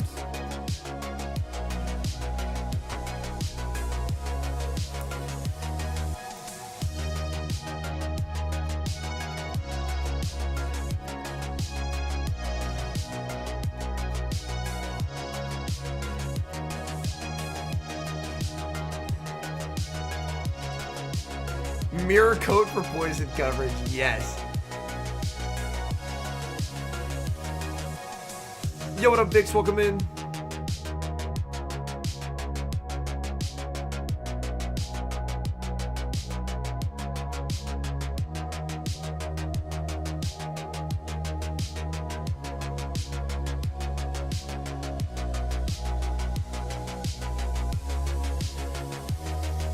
Yo, what up, the final boss? It's going well. We're in losers finals. Axon versus Pato. Pato is criminally weak to Araquanid the Spider.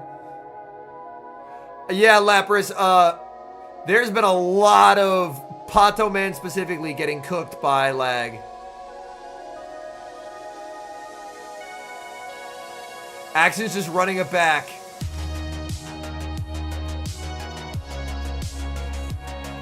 Now it's Axon lagging! No, dude! Fix the venue internet! Fix the venue internet! Oh my god! Fix it! Fix it!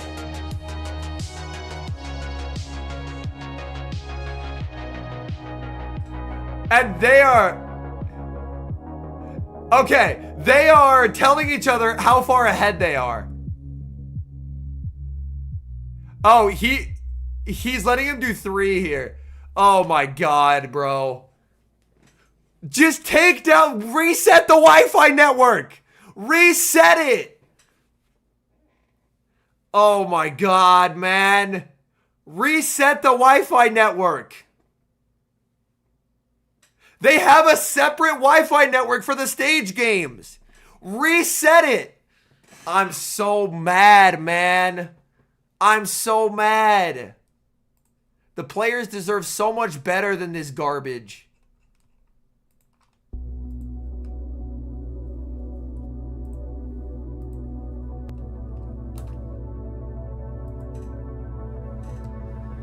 They bring the tech guys on stage now.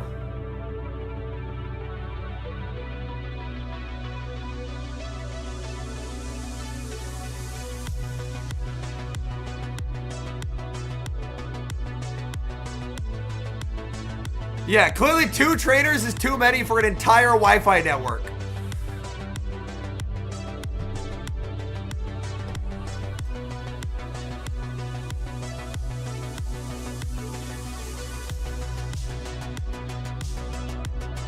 Yeah. What Yakai mentions is so accurate. It breaks the momentum of a player when playing on a big stage like this to have, like, back-breaking lag. Yeah. The thing is, chat, it's not a game issue.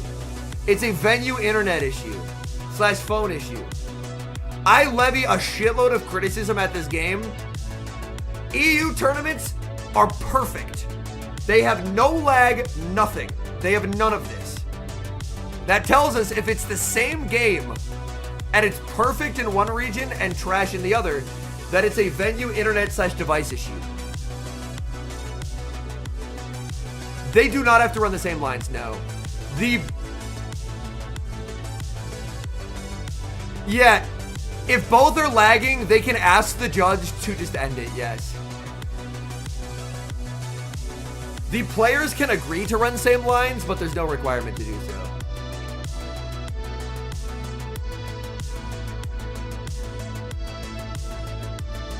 The game didn't finish now. The judge just called it there.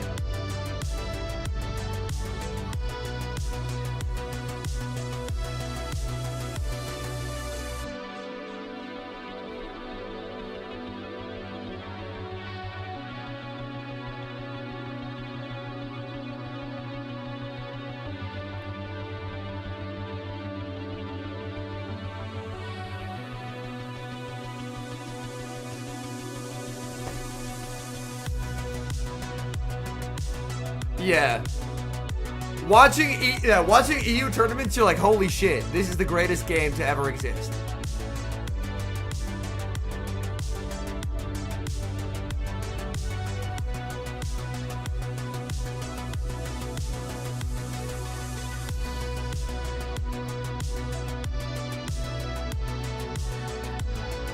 Exactly, Ali. It's tough for Pokemon Go as a whole. Ever watching the championship treatment? This is the representation. Exactly.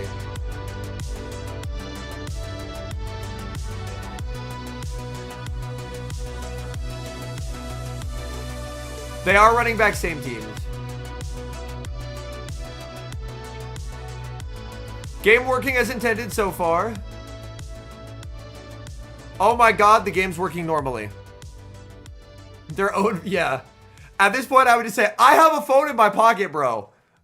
I will play on it. Yeah, the venue is clearly stealing the McDonald's Wi-Fi.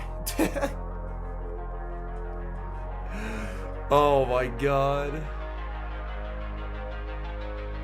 Yeah, Wiggle Bums, that's what's so frustrating. When the game works, it's incomparable how good it is. No game touches this game when it works. It's so good. It's so good. And that's why it's so frustrating when it doesn't.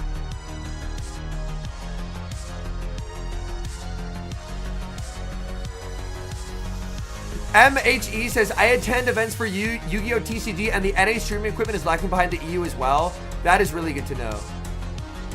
Venue is running on Rise's hotspot right now. Oh my god.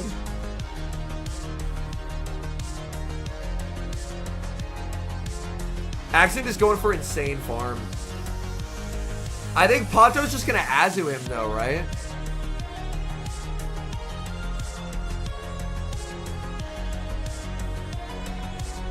Because he has all the energy in the world, but you just Azu him to waste his energy. Like, oh, he has Bash though. Shit. He has Bash. Interesting, he goes Dilly. Dilly's gonna take a lot of damage here.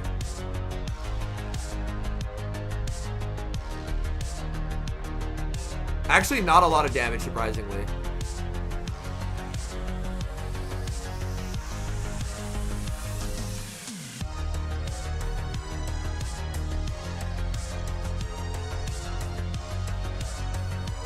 This is tough because I think Pato can shield an acid down.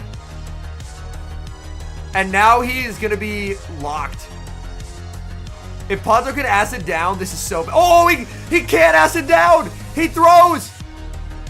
Araquanid just wins now. Araquanid just wins now. Araquanid just wins now, chat. Because the Cordelia's getting bug bit down. Do you want to see the most depressing matchup in the game? It's this one right here. Oh, he had to commit to the farm down. He didn't read it with Spider, and now he just dies 1,000 deaths of Bubble Beam.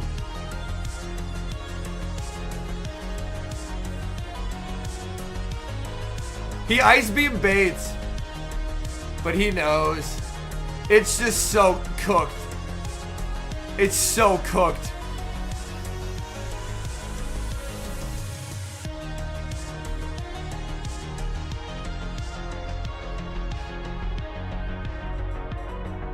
Moss says, can timer be a thing Axon has to worry about? I think no, but maybe I'm mistaken. Tries for the catch. Bug bite down. His moves don't show up, but I mean, Axon would just shield it anyway.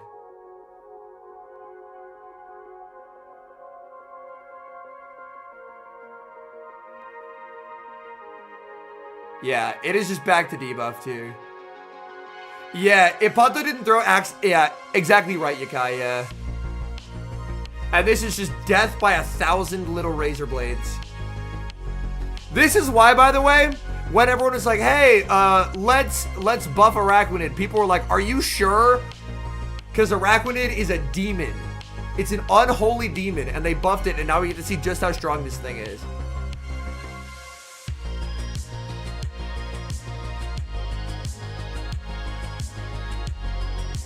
And he just throws one final Bubble Beam to win on timeout.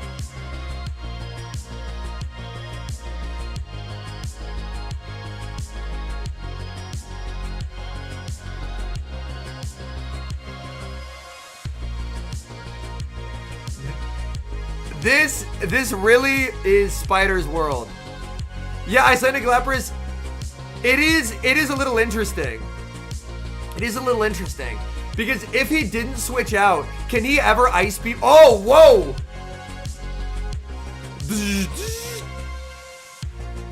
The quick zoom in, zoom out on accident there.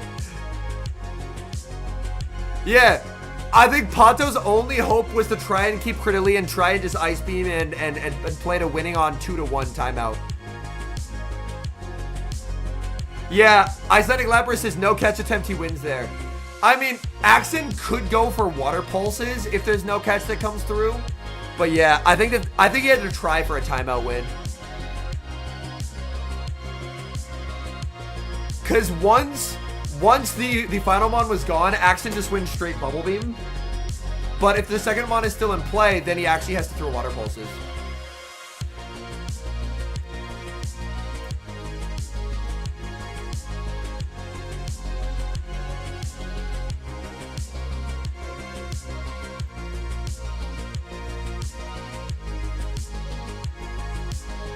Widaj did compete.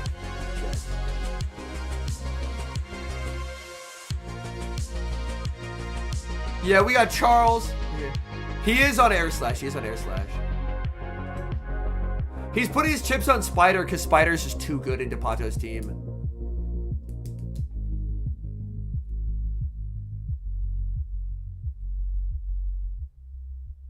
Yeah, Pato needs Air Slash Mandy on Spider so badly.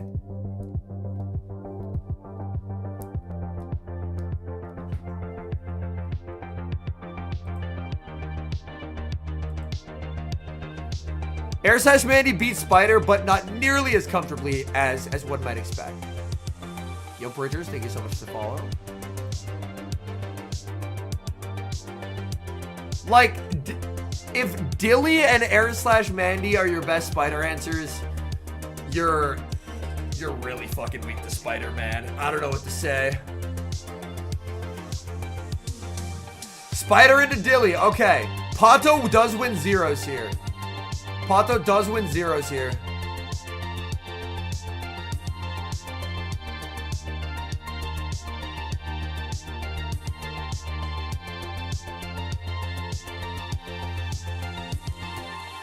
Axon shields. Interesting. And then pivots into Drapion. Ooh, nice by Pato. Rebanking energy is so good for him here. This means it's Dilly, Scizor into Bug, but Bug is down a shield. This is looking a lot better for Pato. This is a lot better for Pato now. Because he has a move banked on Dilly. Can Axon throw enough moves to actually save this thing and then just hard pin the Lapras? Oh, his clock is just not up.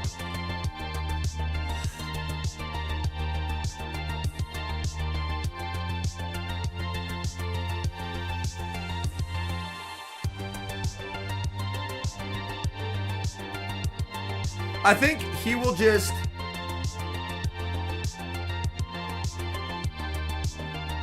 Oh, that's a really nice play. Oh, doesn't get the acid down. That's the second time Axon's Drapion has lived on 1 HP, by the way. That's the second time it has lived on 1 HP.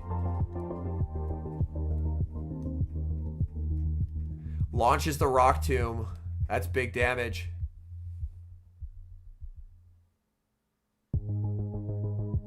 But this is now just spider food. Oh, he shields.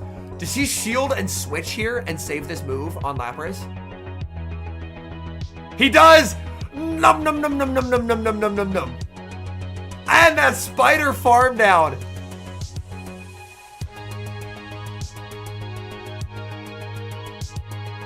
Oh, this is an evil bait. Surely Pato calls it.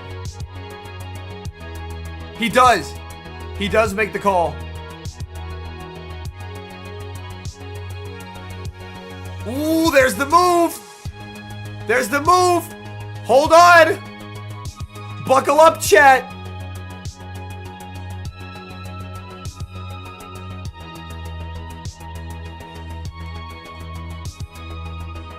Does Scizor ever get the double up here, or will Axon's clock be up? He shields the Water Pulse. Clock not up for Axon here.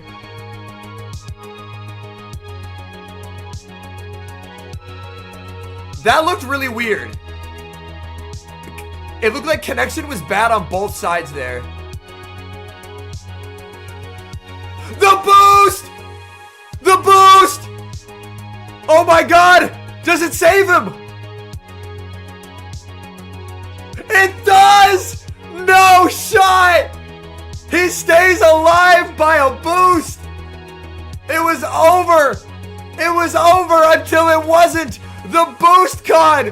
Pato will not be denied! He's still in this tournament! Oh my goodness, insane plot armor there. Insane plot armor there. No shot. Also, welcome in, Charming. The boost.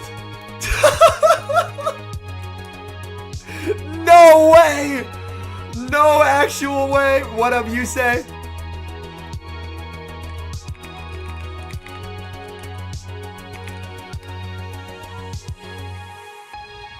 Oh my goodness. Because he thought he was safe. I just throw both big moves. But the boost con.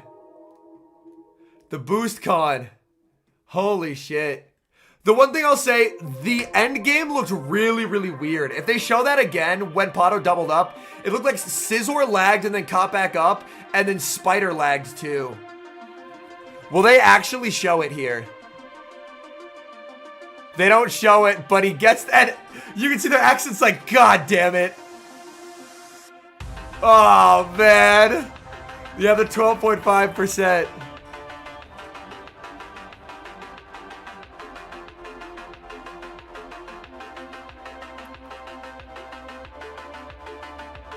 No, Marowak does not beat Araquanid. Araquanid wins that.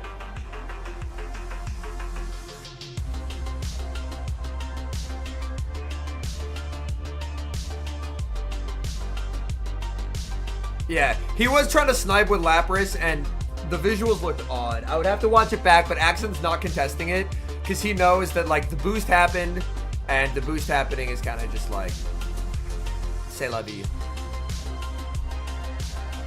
With the amount of Credilli Pato's bringing, I think Dedene's a really risky bring. Like, Credilli Scizor, you really don't want to have Dedenne into that.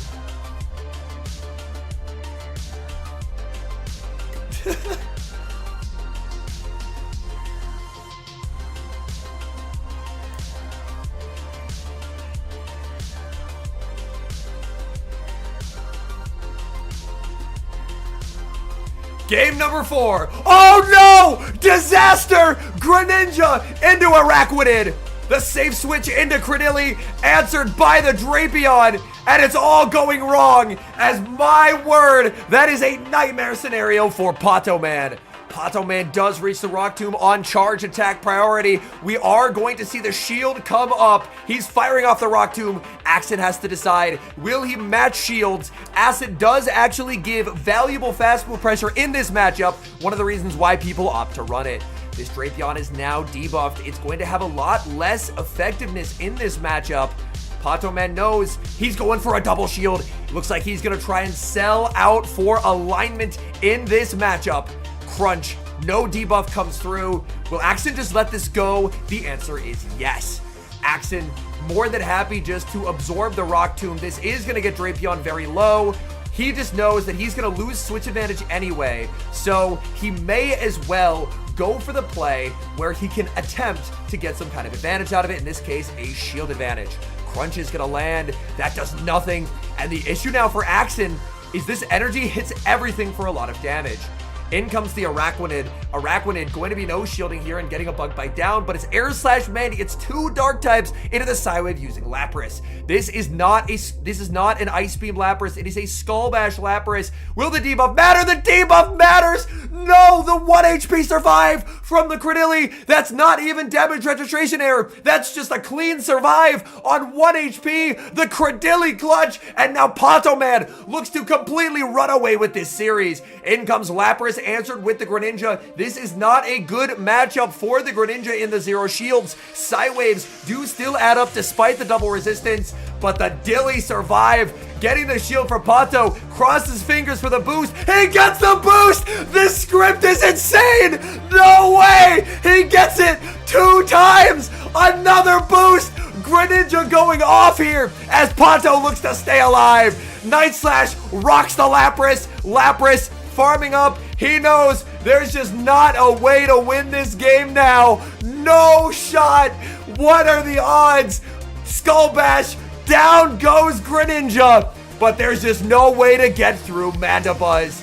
Mandibuzz will get the Air Slash down. The fingers crossed for Pato Man pays off as Mandibuzz is going to equalize this series. A boost and a 1 HP survive means we're going to game number 4, folks.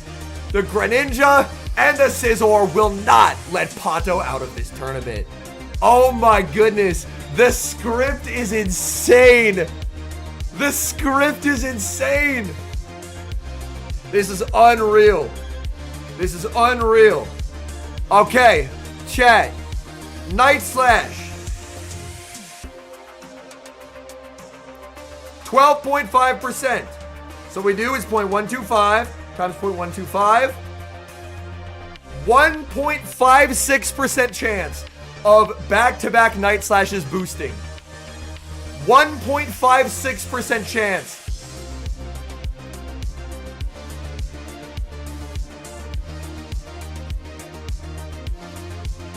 We know everyone at this stage is good, but sometimes luck smiles upon you, and it looks like today is that day for Pato Man.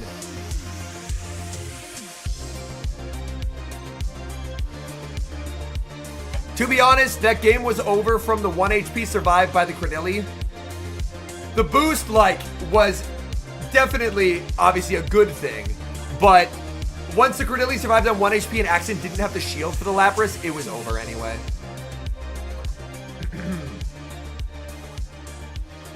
Yeah. Like, I would argue the game was over from Crenilli living there, but holy, my voice is cooked from all this yelling.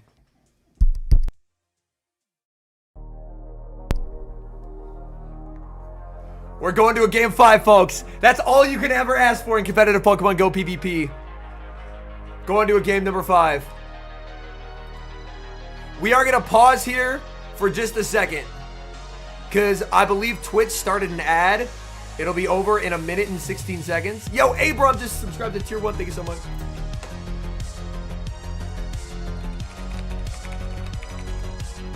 So we're going to pause for 1 minute. Don't go anywhere. We're just building the hype. We're just building the hype.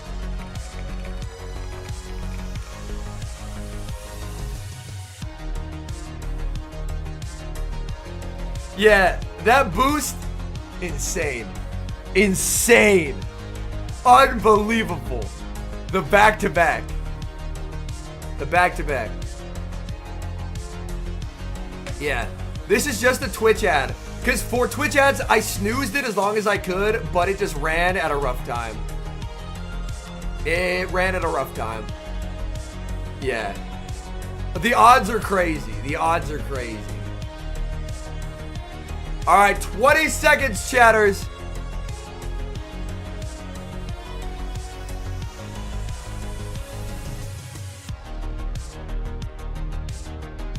Axon sitting there, letting the moment wash over him. He's 1 win away from the grand finals.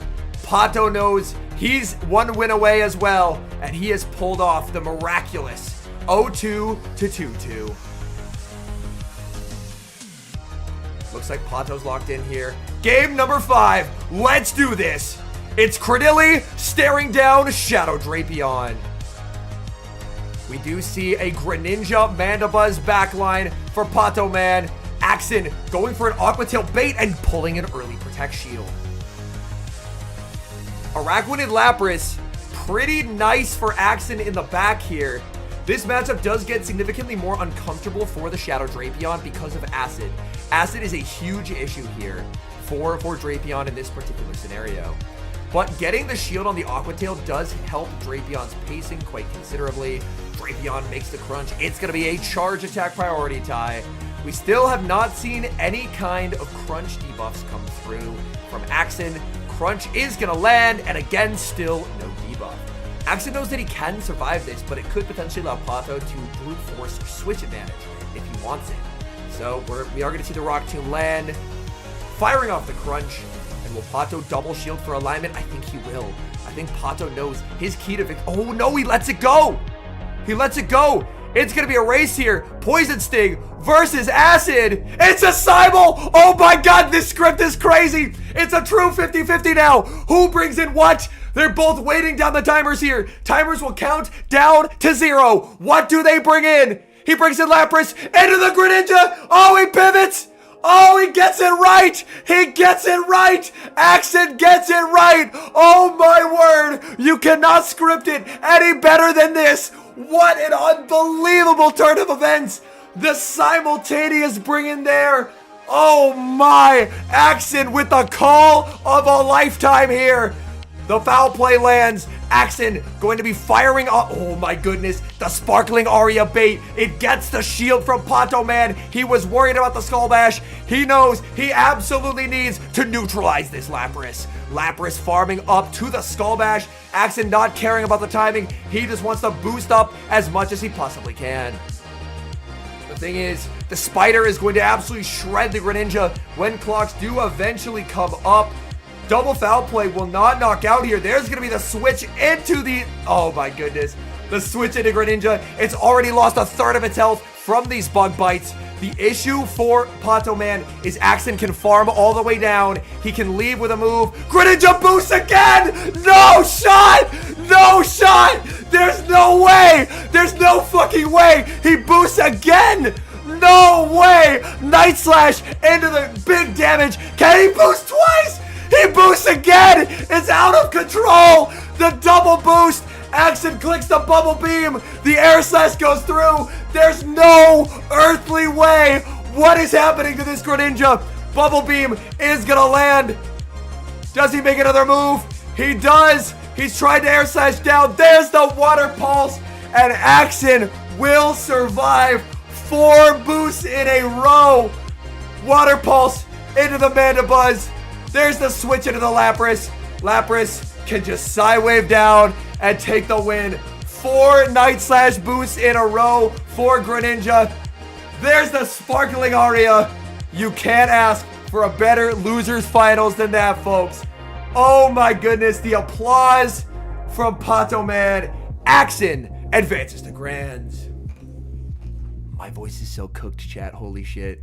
I had 15 hours of yelling, and now I'm doing more yelling. My voice is so fucked. Let me go get some water.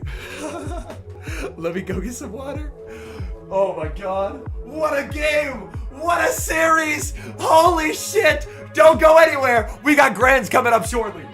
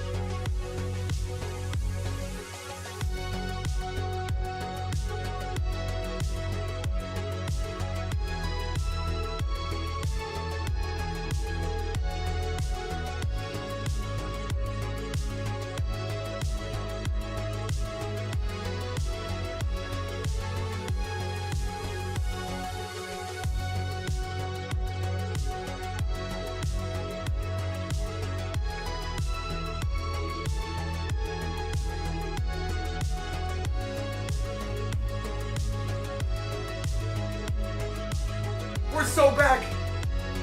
We're so back.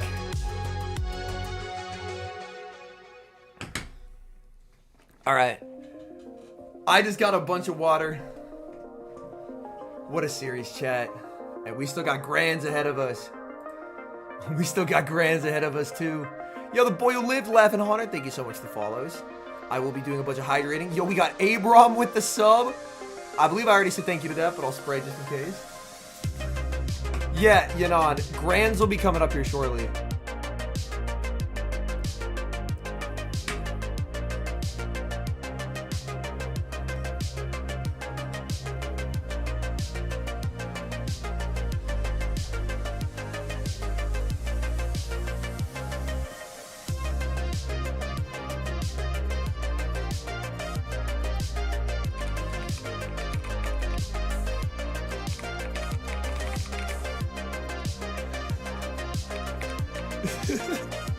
Count the odds of 4 boosts in a row? Gladly. I would love to. Let me get this shit set up.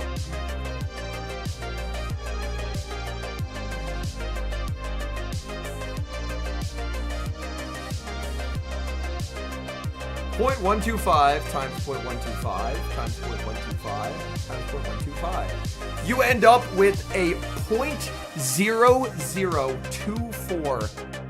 Oh wait, sorry, a 0.024% chance. A 0.024% chance. I don't know why it looks so cooked. Yeah, a 0.024% chance. Also, what's up, the boy who lived? Welcome in. What I like about playing the boy who lived is you're always running really cool, unique stuff. Yeah, that is, chat, that is the same odds as you opening your game right now, clicking on a no weather boost spawn, and it being a hundo. First try. That is the same odds. That is the same odds.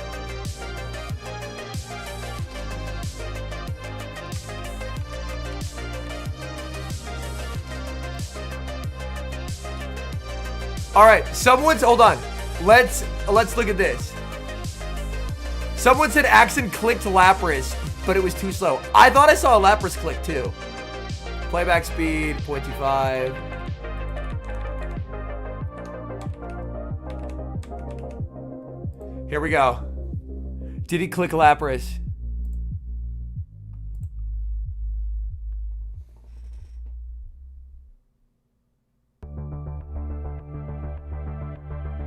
He clicked Lapras, but it was too late.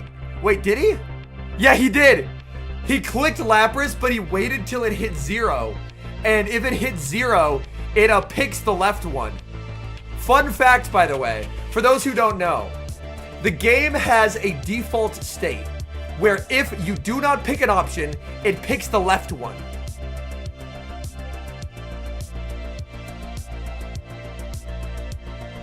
It looks like Pato left it up to chance. But Axon clicked Lapras, but he clicked it too late. It is the left one that gets chosen.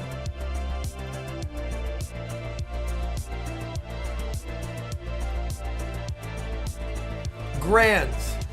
Keep in mind, this is a best of 5. If Elam wins, he is the champion. If Elam wins, he is the champion. If Axon wins, we play a second best of 5 because Axon is coming from the loser side of the bracket. Oh my god, we have an interview?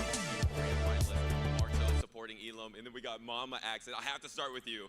That was absolutely insane. Okay, I just turned it up for y'all. Number 3, there was probably only a 12.5% chance that Patoman could have won that game, and then you had to watch boost after boost after boost. How is your heart right now? You know, my heart is just racing, but you know, I have so many people that come up and support me and kind of. We love Mama Axon. Teams. And Wiggy where Wigs. at Can we get some moment. W's So in it really chat helps for me a Wiggy lot Wigs, to get please? through this. And you're used to the roller coaster, right? You've seen Raising him such a win an international kind, championship kind-hearted before. You've son seen him win a who world also just championship. But then shits you've on seen people a at the gap game where of maybe he doesn't PvP. win some. What has that roller coaster been like as a parent? You know, it's hard because there was a point in this season when he was thinking, should I even do this anymore? And he, you know, just decided, I love this game, I'm going to keep going. And, you know, Portland happened and this happened. And so maybe we're going to go for it again next year. Well, it was a great decision to keep going for it because he's doing absolutely amazing. And then Marto, Elam, a good friend of yours. You've had an awesome season, obviously, but what has it meant to you to see Elam get over that hump of winning a regional? And now he could be the first trainer ever to win 3 straight events. Yeah, Elam is a very good friend, and I have seen him being so good for a long time. And after he got his first regional, it was like a breakthrough moment. It was very happy, I think, for everyone that is a friend of him. And he has been crazy, like back to back and back again, right? At the finals. It's just, I think people argue if he's one of the best players in the world or even the best player in the world right now. And I think he deserves to be in that spot. You might be in the other spot as well, but I have to ask you a question. As someone who has won an international championship before, who has done it on this stage, do you have any advice for your friend going into these grand finals? Yeah, you have to be composed, concentrated, trust your decisions. They both have what it takes, so, you know, just trust the plan. All right, and I'll go to you. As a parent, if you were standing next to your son right now, what would you tell him going into these grand finals? Just do what you do best. You can do it. Oh, All right, well, I think it's time to get these grand finals started. That's so let's get back over to heartwarming. the casters and let's do it. that's so heartwarming. Setting the stage Oh there. my God.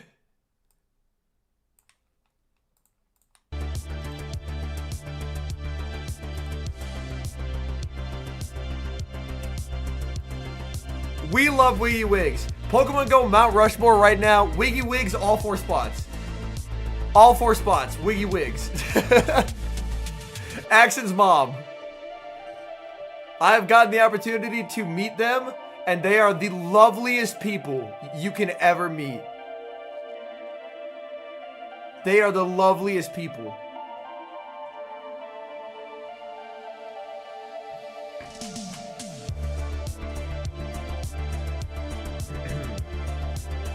They are just so wonderful.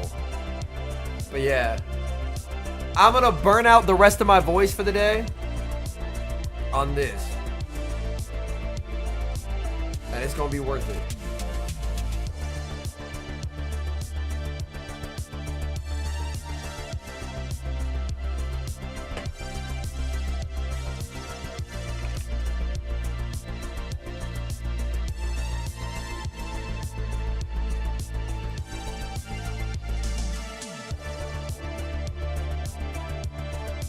Game number 1, Dedede versus Dedede, the complete mirror. Let's take a look in the back. Oh, it's a true mirror. It's a true mirror. They both have Drapion and their water bug of choice in the back. This is going to be an interesting game. This is going to be a very interesting game. Both trainers obviously going to be trading parabolic charges. In a previous day, we saw Axon's Dedede win charge attack priority in the mirror. I can't remember if it was against Elam, but something to keep in mind here. Axon again winning charge attack priority here. This will not knock out either way. We will probably see a simultaneous switch into the Drapions after these 2 moves land, is what I'm expecting to see. His Drapion is just so neutrally consistent for both in this matchup. Oh, it's actually the bugs that hit the field. It's actually the bugs that hit the field. The issue for Araquanid, it outdamages in terms of fast moves, but its charge moves are completely walled. This is going to end up being a really interesting endgame here. Axon just opting for the Bubble Beam instantly. The one thing I don't know is if the Bubble Beam does reduce the Fury Cutter damage in this matchup, because hitting a bulk point into a 1-turn move is a pretty big deal. I don't think it does. I don't think it does. X-Scissor, however, obviously will be doing less damage. We'll get to the Bubble Beam here, but this sets up the Drapion to get farm. And Drapion up energy, obviously quite scary. And, oh, this doesn't KO. Oh, Axon's behind. Axon didn't cue the switch here. So Elam is up by 1 Poison Sting in this endgame. Oh, this will be an interesting one. Elam up by a Sting in this endgame puts him at an advantage here. Axon winning charge attack priority here. It seems like Axon, his Drapion has had some clutch survives, but it has also consistently won cap in these mirror situations. So we are going to see the shield now from Elam. Both trainers still do have the ability to get a little bit of fast move pressure with their various water bugs. And landing an Aqua Tail, the question is, does that ever put it in a range where it will KO? All right, we do see the back-to-back moves reach here. Charge attack priority from Axon. Does Axon ever try for the double CMP here? The button doesn't show up, so he doesn't get that opportunity. Okay, thank you, Yusei. Fury Cutter still remains 2 damage. Yo, what's up, Claudia? Welcome in.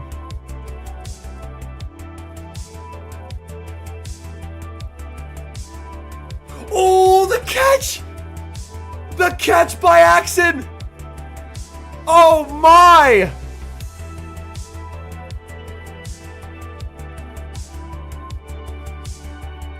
He has all the energy in the world here. Drapion's at 3. Yeah! And he knows he loses cap, so he loses the game. Axen takes game 1 off that catch. Because this is a cap tie.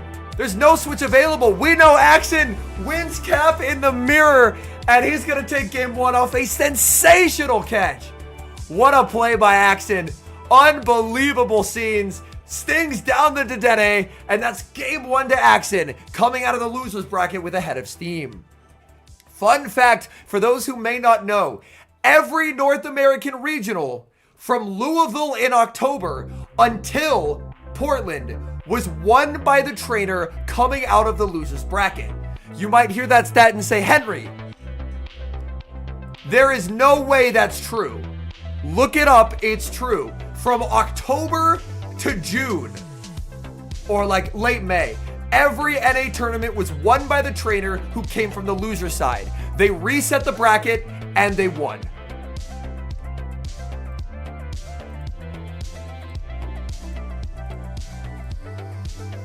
What I'm gonna do is I'm gonna set the who will be. I'm setting it who will be the NAIC champion. Keep in mind, this prediction is not for this series. It's for the whole tournament. All right, Twitch prediction is live. You have 1 minute to get it in. This prediction is for the whole tournament. Who is going to win the whole tournament? Axen needs to win 2 best of 5s. Elam only needs to win 1. Get your gambles in. 1 minute to do so. It's for the whole tournament. Unfortunately, YouTube doesn't have predictions. Yes, international is a more prestigious win than a regional, yes. Yeah, YouTube doesn't have that built-in capability like Twitch does.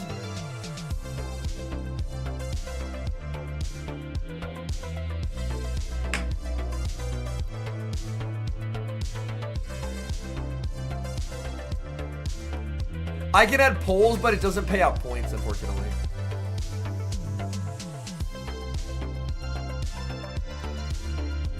Seven seconds, get your gambles in.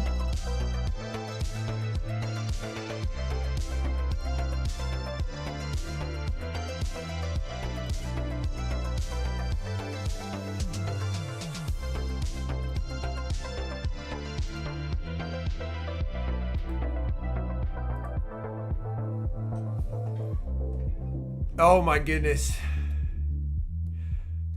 Abi says, I don't think I've ever been so okay with either winning. Rooting for Elam has actually done it before. Yeah, honestly, both are so deserving. Both are so deserving. I agree, Sesh. Yeah, Axen winning both Dedenne and Drape CMP feels very similar to Elam versus Pocket in Atlanta. I very much agree. Oh, Water Spider into Dusclops. There are win conditions for Water Spider here, but I believe it's against the Shadow. Drapion going to be answered with Lapras. In the back is Diggersby, and Diggersby will potentially be aligned into the Shadow Drapion.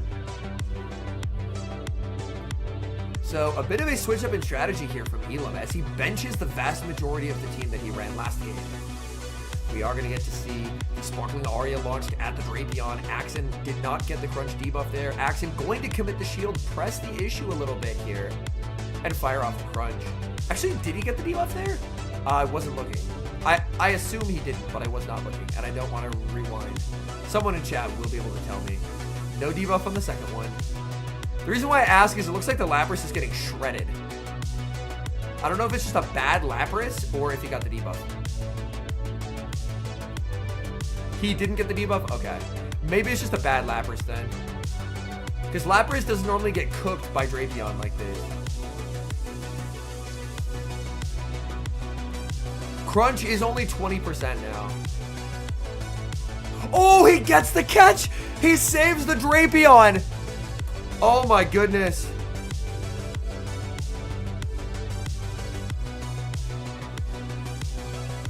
The unfortunate thing about this Dusclops being the regular is the regular Dusclops only takes 1 damage per bug bite in this matchup.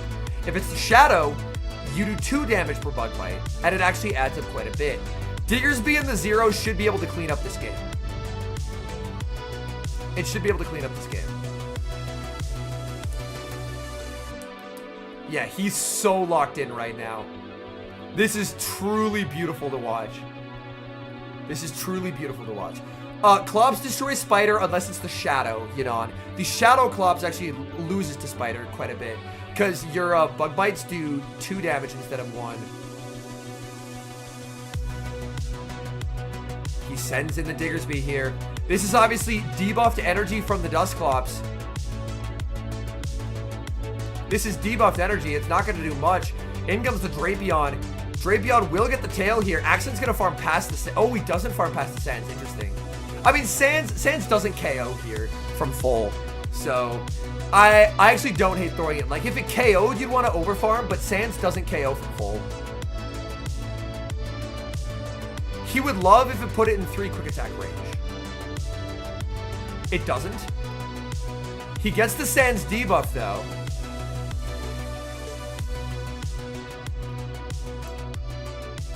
Well, Andy, we were talking about Pokemon caught.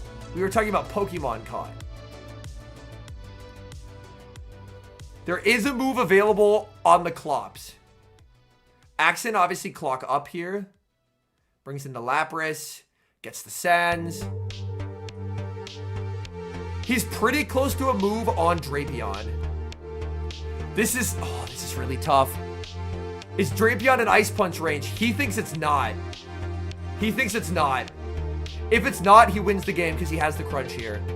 I think it can survive. Oh, it doesn't! No! Disaster for Axon! It just KOs!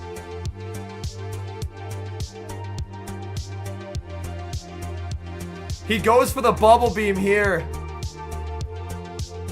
Oh my goodness, Klops actually knocked something out. He's praying he can live this Shadow Punch, but he knows it's not enough. He has no energy available on that Diggersby. Diggersby completely dry. Shadow Punch even at -1 picks up the knockout. And for Elam, that's a much needed equalizer there. My goodness, the Drapion just getting knocked out. Let's pull up the damage on PD Poke there. Drapion into Dusclops, Ice Punch, 30.7%. Let's go back to the health. That's basically exact damage. There. He didn't sell by any means. This is not a sell. But yeah, well, I guess if he goes for the tail, because he had a tail into a pulse, right?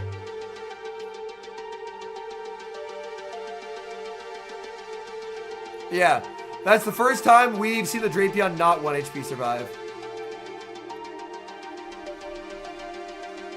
Tail does 24, Araquanid, Water Pulse, 29. It would have been close to knocking out. I think Tail into Water Pulse wins, but I think the issue that you have is how low is that Araquanid? I think the Araquanid is in Shadow Punch range. Because I think the issue is if you tail into Pulse, like, if you tail, then Dusclops can double up and win cap over the Araquanid. Yeah. I think that's the reason he doesn't go for it. Because Klops doesn't win cap over much. But there's no way it doesn't win cap over Araquanid. So I think that's why he didn't go for that. Because if he tries to tail into Pulse, Elam just doubles up.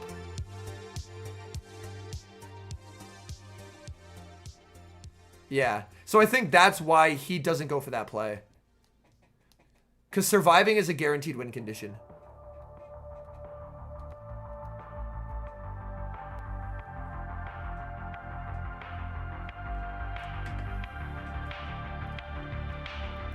Well, he would have had to lock. He would have had to lock the Araquanid to do so, because Araquanid wasn't on the field.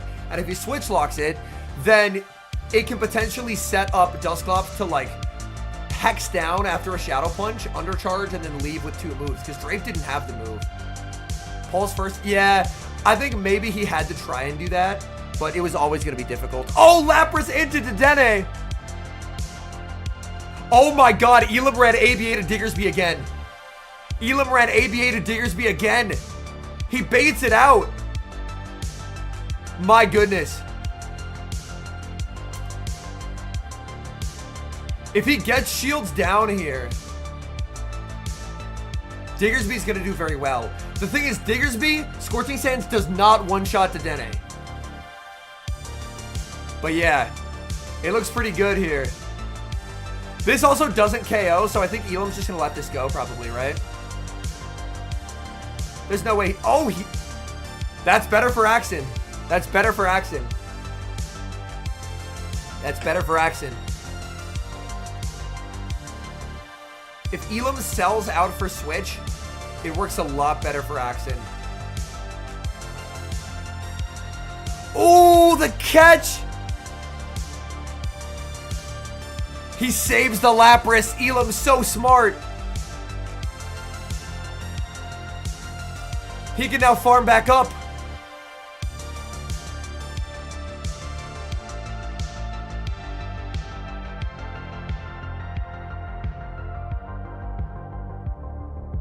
Oh, he tries for the catch and he doesn't get it. Such great patience by Elam.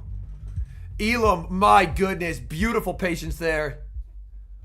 Understanding the moment. He will get the side wave down here. The Aqua Tail is reached. Aqua Tail obviously not going to be enough to knock out. But the thing is, saving that Lapras, so key for Elam. He has Lapras and a shield. In comes the Dene. Elam with the team read there. Unbelievably good. Arya is going to connect here. Elam with a nice overfarm. Could have even done one more Thunder Shock, but he's not going to risk it. You don't want to risk any kind of a miscount costing you a shield in this scenario. We know the Lapras very close to a move. In comes the Dene, and there is the Lapras right on cue, launching Sparkling Arya. We know there's energy available on this Drapion. Arya connects, but the Drapion is so low. Can he just Fire Punch into into Drapion? That's what he has to hope for here, basically. Fire Punch in the Switch. How much energy's on that Drapion? Drapion doesn't have the move. It gets to the tail, and the tail should do it. I don't believe a farm down is possible here for the Dedenne. It's definitely not. Dedenne will have to buff itself up, but the issue is Playrough will not KO the Diggersby. Playrough can do some pretty nice damage. He's maximizing here, playing to the cap tie, but Axen will survive. Saving energy on the Drapion, so incredibly clutch there. As now, in comes the Diggersby, and Diggersby will just get to this Fire Punch. And he just farms him down. Axen, one win away from the bracket reset and forcing a new best of 5. Unbelievable game so far. Elam with the team read, realizing what was in the back, saving the Lapras, but with Axen's energy management on the Drapion, it just wasn't enough. And Axen now potentially sending Elam to the loser's bracket with one more win. Great gameplay all around by Axen. These games have been so good. The catch by Elam, saving the Lapras. Such good games. Unbelievably good.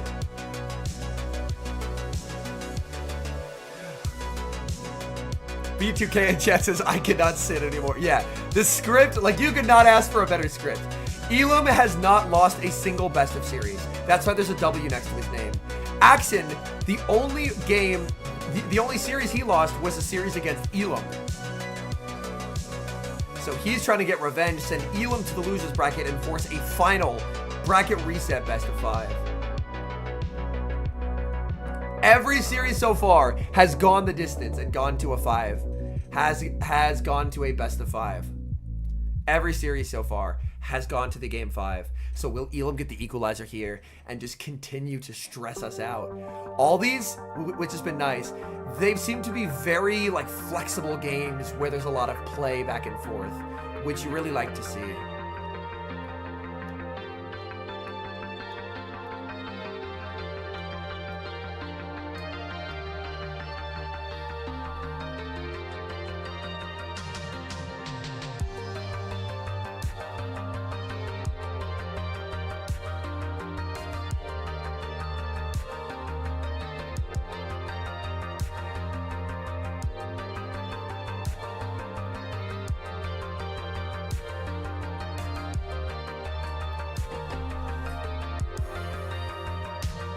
the nerves, the anticipation. Axen looks so locked in. Elam, always stoic, never wearing his emotions on his sleeve. Making last-second notes here.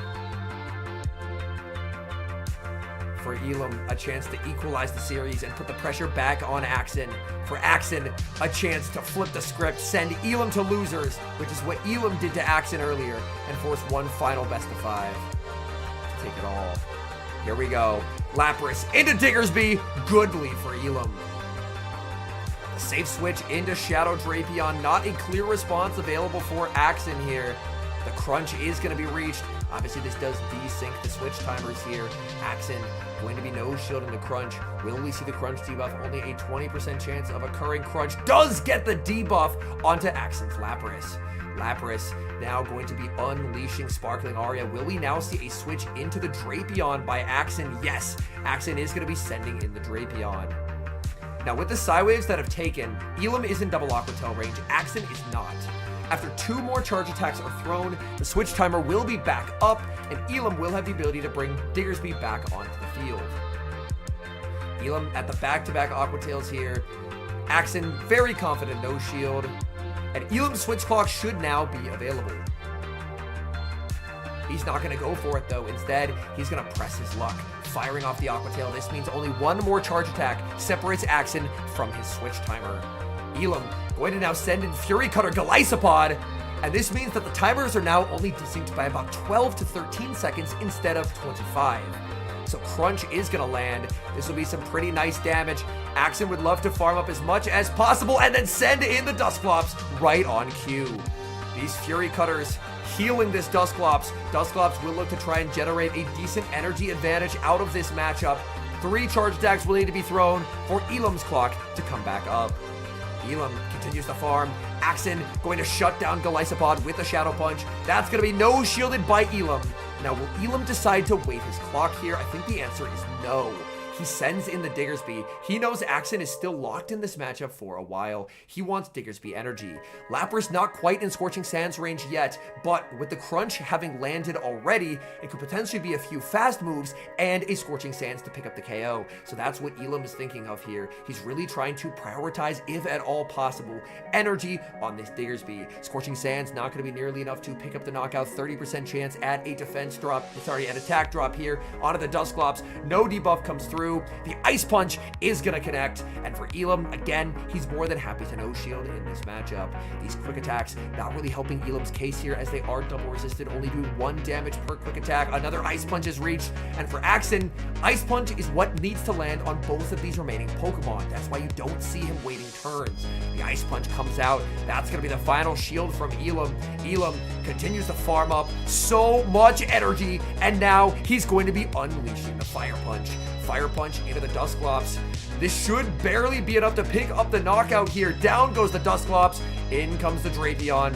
Drapion gets the Aqua Tail, and Elam shakes the head. He did not remember Drapion's energy correctly. Aqua Tail connects. Big damage. Down goes Diggersby. In comes Lapras into the Drapion. And ladies and gentlemen, it keeps happening in North America. We've got a bracket reset here at the North American International Championships. And we get to play one final best of 5 for the championship. Wow. What a series. What a series. What beautiful plays by these battlers. Axen. Can he do the impossible? He was on top of North America, the international champion in 2022. 3 years later, can he reclaim his crown? I will hydrate. Between YouTube and Twitch, we have 1,000 live viewers right now, by the way. We have 1,000 viewers between the 2 platforms, so thank you to everyone for tuning in. 1,000 viewers is absurd.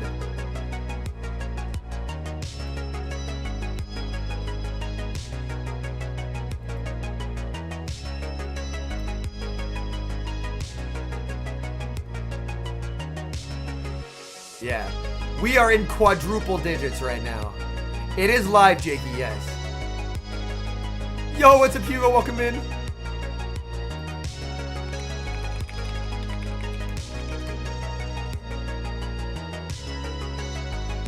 A little mini fist pump there.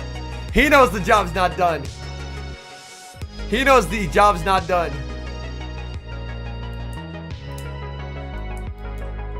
We get to do it one more time. One more time. I am gonna need to be drinking a gallon of honey for my vocal cords after these games.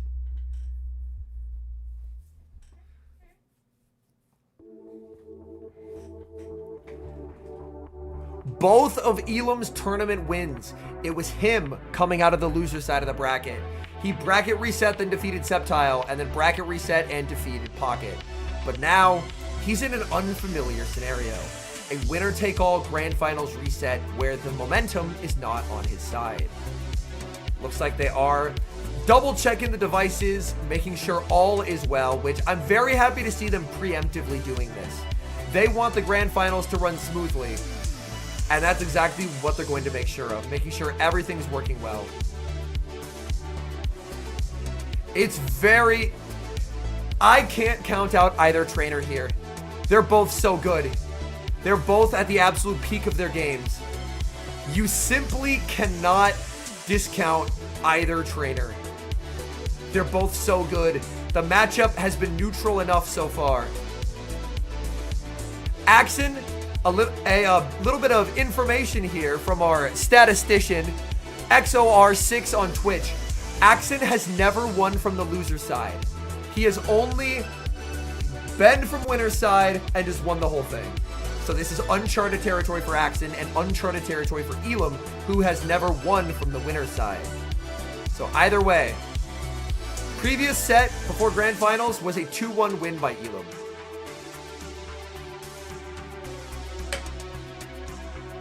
It's going to be a first for either. Yeah, big thank you to XOR6 in Twitch chat for providing that little tidbit. Elam, Atlanta Regional Champion, Toronto Regional Champion, top 4 NAIC last year, top 8 this year in Sao Paulo. For Axon, Portland Regional Champion in 25 and 23, Columbus NAIC Champion in 22, and the World Champion in 2023. I'm just gonna hide my camera for a second so we can sit here and bask in the accomplishments of these two trainers. Look at that graphic right there. You cannot ask for anything better than that. You just simply cannot. Game number 1, Shadow Drapion staring down Dedenne. This matchup is generally favored for the Dedenne. We see the Araquanid and Lapras both looking strong for Axon in the back if he's able to neutralize Dedenne. But as Dedenne will often do, Dedenne is going to be committing an early shield to try and boost up its defense. Each defense boost artificially inflates its stat product, and that's part of what can make Dedenne such an incredible threat. Because Dedenne, by itself, not a particularly bulky Pokemon. But after you boost up its defense, Dedenne can get quite uncomfortable. We're going to see Elam not wanting to commit both shields here. The Aqua Tail, not particularly threatening, probably just going to play to the... Oh! He saves the energy and catches onto Lapras. What a play. What a play. He's going to mirror here. But that Dedenne energy is going to be such a nuisance for Axon in the back. That's a brilliant read by Elam. He has saved, if I'm not mistaken, 8 Thundershocks of energy and a Dedenne that cannot easily be farmed down. But where Axon can potentially get an advantage here is by having Skull Bash in the mirror, boosting up his defense. If it can set up a farm down, then it can force Dedenne's energy and potentially set up the Araquanid to sweep. But Elam, he protects the Lapras with the Skull Bash. All shields down now for Elam as he is betting big by committing resources early into Lapras and Dedenne. Sparkling Aria is going to come out. There's the switch into Dedenne. Does Axon have enough residual energy to outpace here? Dedenne's too off. He doesn't. Dedenne's going to get there. But Axon's going to double shield and Psy Wave down. because he knows his energy is good into this entire team. Either Skull Bash or Arya will hit hard. So even though Dedene's double boosted, it's just feeding farm to this Lapras. And now Lapras just looks unkillable at this moment. Do you send in Diggersby to get crushed by Arya's? Do you bring in the Lapras to get outpaced and crushed by a Skull Bash? It's going to be the Lapras, and that's going to be the Skull Bash from Axen. And this is devastating damage for Elam. Elam was able to get those shields back, but this Lapras is still such a nuisance. Skull Bash connects. In comes the Araquanid, met with the Diggersby, and Elam knows this is game over, as this is a nightmare matchup for this Diggersby. Diggersby gets absolutely crushed in all shielding scenarios. You can even go straight Bubble Beam as this Araquanid. Obviously, this Araquanid does have access to Water Pulse, but my goodness, Elam setting the phone down to make notes. That is how dominant of a matchup this is. Elam will keep tapping with one hand as he writes notes with the other, but he knows there is no escaping Araquanid in this game number 1. What a turnaround for Araquanid. It has not seen a lick of competitive play since M.E. Weedle won World Championships with it in 2022, and here it is, back and dominating on an international stage. Game number 1, it's a win for Axen. He has all the momentum in this tournament. Can Elam get a desperately needed game 2? To me, this feels like a must win for Elam. Axen has all the momentum here. It feels like the series is spiraling out of his control. He so desperately needs a win. Axen thinking about it. Elam thinking as well. The gravity of this moment has to be getting to these trainers. Elam saving that Dedenne. He protected the Lapras, got both shields back, but the Lapras for Axen, he stayed calm, cool, and collected. He stayed with his Skull Bash boost, and that just made such a difficult spot for Elam to be in. And the Araquanid there, such a dominant matchup over the Diggersby. It is a best of 5 once again. What makes this matchup so much more difficult for Elam is Skull Bash on Lapras for Axen. He doesn't have Skull Bash. His Drapion loses cap to Axen's Drapion. And his Dedenne loses cap to Axen's Dedenne. So the Mons they have in common, all 3 of them favor Axen. And that's a huge disadvantage. We saw this happen with actually Elam as a beneficiary in Atlanta in the Grand Finals, where Elam constantly won cap. Yeah. He constantly won cap over Pocket, and that's what decided many of those games. Now we're seeing it in reverse. Dedenne into Lapras, bad lead, the safe switch into the Shadow Drapion, and that's going to be met now with the Lapras. We do see dueling Dusclops in the back, and Axen this time running very, very soft to Dedenne. Crunch gets a defense drop. That is the first Crunch defense drop we have seen from Axen so far in this series. Axen was going to go for an Aqua Tail bait there, decides against it. We will see the shield. But the question is, with that drop and the extra Poison Sting damage you now deal, can you ever just win this with Aqua Tails? He's going for a bait. Does Elam decide to shield this? This would be an oh, he does. He does shield it. These baits help Axen's pacing in this matchup. This defense drop proving to be very beneficial. Another Sparkling Aria comes out. Axen's double shielding for Switch. He's smelling blood in the water now that this Lapras has, of course, been debuffed. So much energy available. Look at the Poison Stings. They're shredding. It's another Aqua Tail. This is a -1 Lapras. Can Lapras hang on here? I think it still can. Elam's gonna try it. It does. Oh, but the Sting KOs, and Switch advantage is wrestled away. In comes Dedenne, but 2 Aqua Tails are going to be reached, and this is so bad for Elam. Elam, he just doesn't know what to do here. His Dedenne is too far behind. The Aqua Tail, oh, it could have been charge attack priority, but he doesn't go for it. And that is really unfortunate here, as now there's another Aqua Tail coming through that forces the shield, and they're still just... The Pokemon for Axen are just much too healthy. Oh, that is very tragic here. I thought Elam would get outpaced, but no, he could have thrown that Parabolic and denied that move. But he's just too low. The moment he sees the Clops, he knows the game is over. He can't win this. For Axon, you have to be very vigilant about not letting a catch happen. No catch comes through.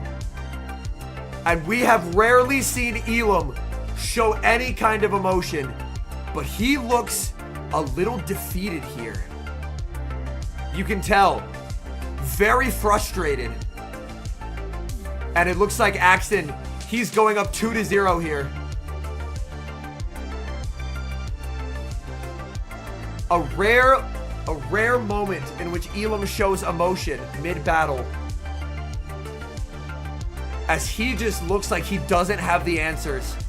Axon has so rarely gotten these debuffs, and he gets it in a pivotal game too, and now this lead just feels insurmountable. We know Elam has impeccable mental game. He's made deep losers runs before. He's gonna need to win 3 in a row if he wants an opportunity to win this North American International Championship.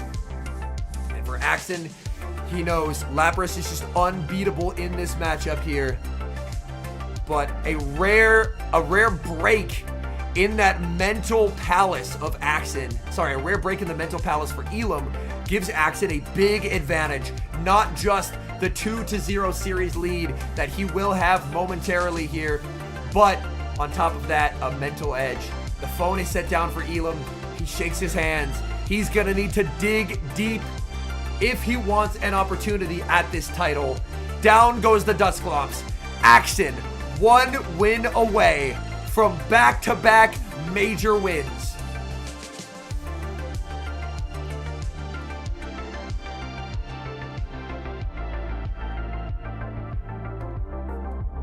Here's the thing. This series is not over. We've seen reverse sweeps before. This is where you have to mentally reset as Elam. Ignore the score. Ignore the crowd. Ignore the stage. It's you and your phone. You've played tens of thousands of games.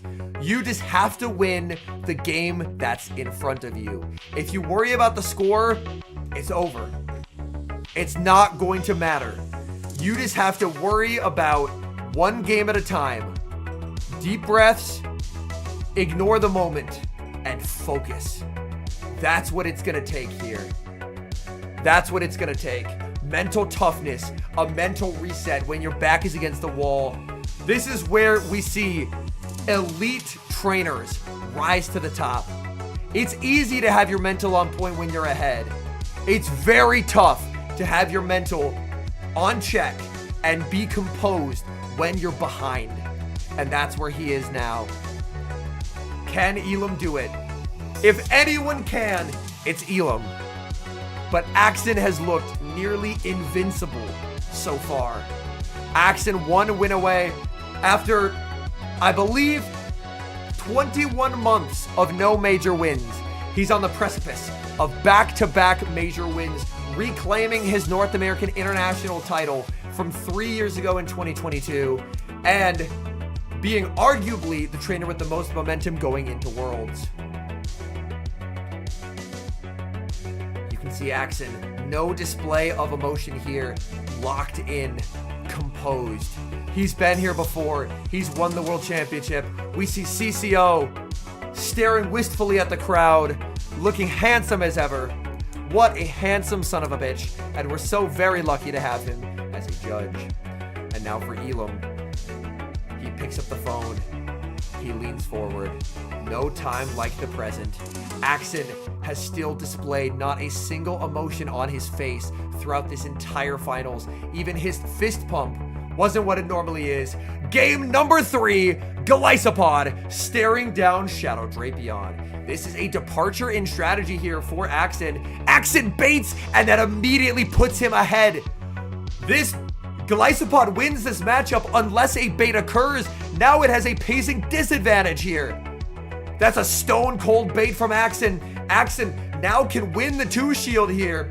Immediate bait puts Axon on the offensive in this matchup. We should see the undertap of the Crunch, and now Elam has a choice to make. Crunch does not knock out here. He can just play to the 1-0s, but he's going to commit the shield. 20% chance at the defense drop here. We do not see it. We are going to see an overfarm. And now, for Elam, this is a pretty obvious point in which he can go for a catch onto his Drapion. Axen has to undertap. Does he go for the catch here? He goes for the catch, but it's on to Dedenne. Dedenne safe swap. He's making the read that there's no Diggersby behind that Drapion, and he is correct. He snuck as well, which means his Aqua Tail will be denied. Axen does get to save it. There was a little bit of a hiccup there, but now he gets to send in Dusclops. Dedenne already having taken this damage is really, really good for Axen. In the back, it's Lapras into Drapion.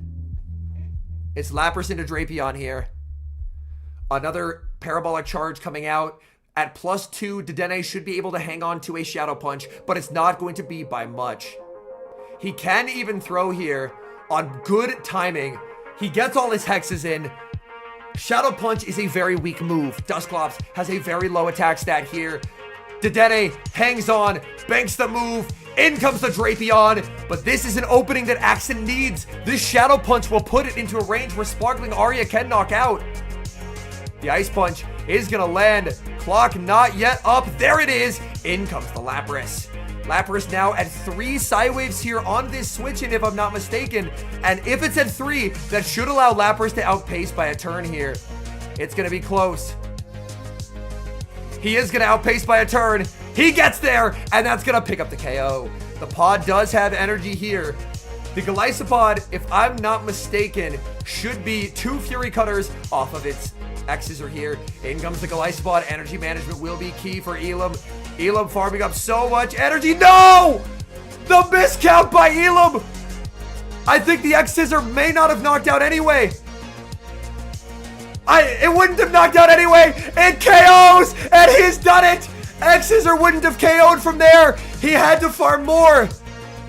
Parabolic Charge into the Lapras, picks up the KO. In comes the Dusclops, and he's done it. The GOAT is back. It's Axen. He's back at the top of the world. Your 2025 North American International Champion. The 3-0 sweep from the losers bracket. Down but never out. And wow, what a return to glory for Axen. Unbelievable. Wow. You don't win a world championship by mistake, folks. You can see the emotions flooding through him. He's just sitting there, letting it all soak in. Ice in the veins.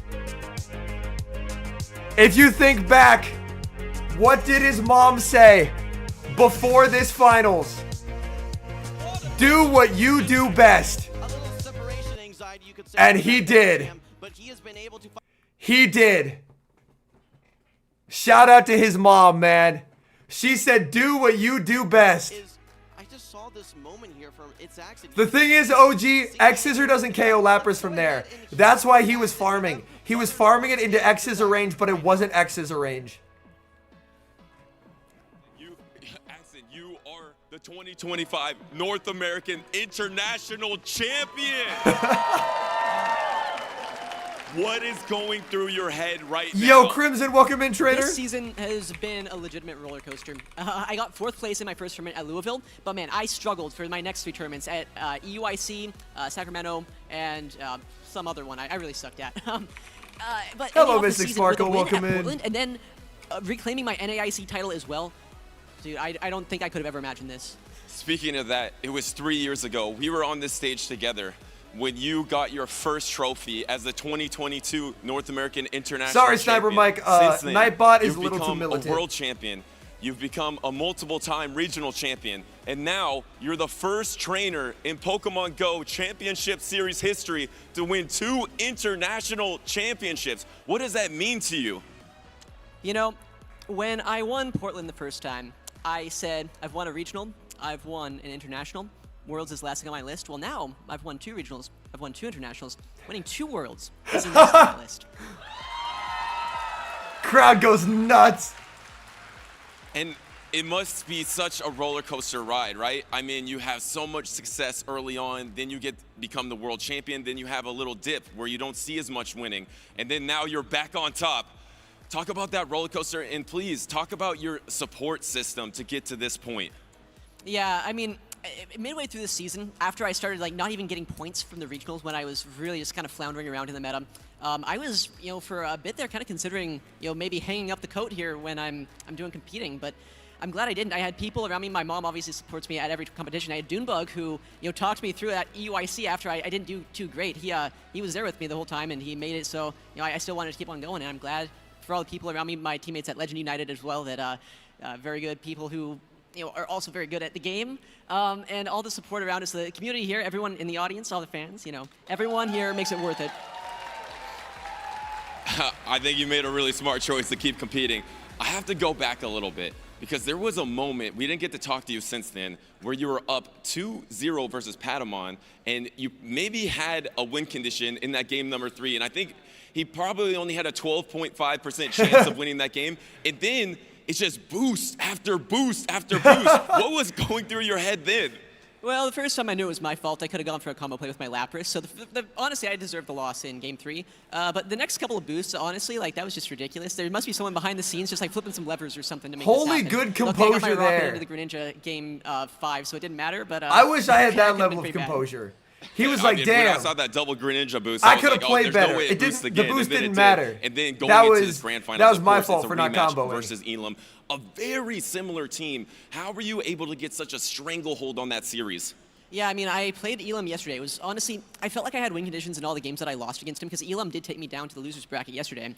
But as you said, we have mirror teams, and I know my team, I know what my weaknesses are, so I know basically what his weaknesses are. My Shadow Drapion, basically free against the whole team. I know Diggersby is supposed to be a counter to it, but honestly, it's not at all. And just leveraging energy advantage on Lapras. I knew my Lapras had an advantage, so just using Drapion Lapras and just kind of neutral gaming through the whole thing, I think was what was the big swing for me today. Well, congratulations to It's Axon once again, your 2025 North American International Champion. Before we give him his trophy and the other Pokemon Go top 4 trophies, we have a special announcement you don't want to miss. Let's head on over to the lounge. Special announcement? Wait. Thank you to all Butters, and what an epic championship Sunday it has been for What is the Pokemon special Go. announcement? 2 games 5, a bracket reset, and then a dominant sweep from our former world champion and now 2-time international champion, It's Axon. So I'm sorry, Chizzy Polaris. And Necro as well, our superstar co-caster from BG, we're watching from the stands. What did you all think about that match, Soph? Honestly, the entire day was incredible. Like you said, 2 series, the winners and losers finals. That Oh, no, you best got of 5. I don't think you can ask for anything else on Championship Sunday. And then Axon, the rematch against Elam, able to kind of flip that series after it didn't go his way yesterday. Yeah, and Patamon almost pulling off 2 reverse sweeps there, 2 multiple boosts as well. I know you almost lost your voice on a couple of those boosts. What was it like just seeing that? Caleb, I'm just gonna tell you, if we get more matches like those in the future tournaments, I'll do another set of those. My voice can go on for that kind of entertainment.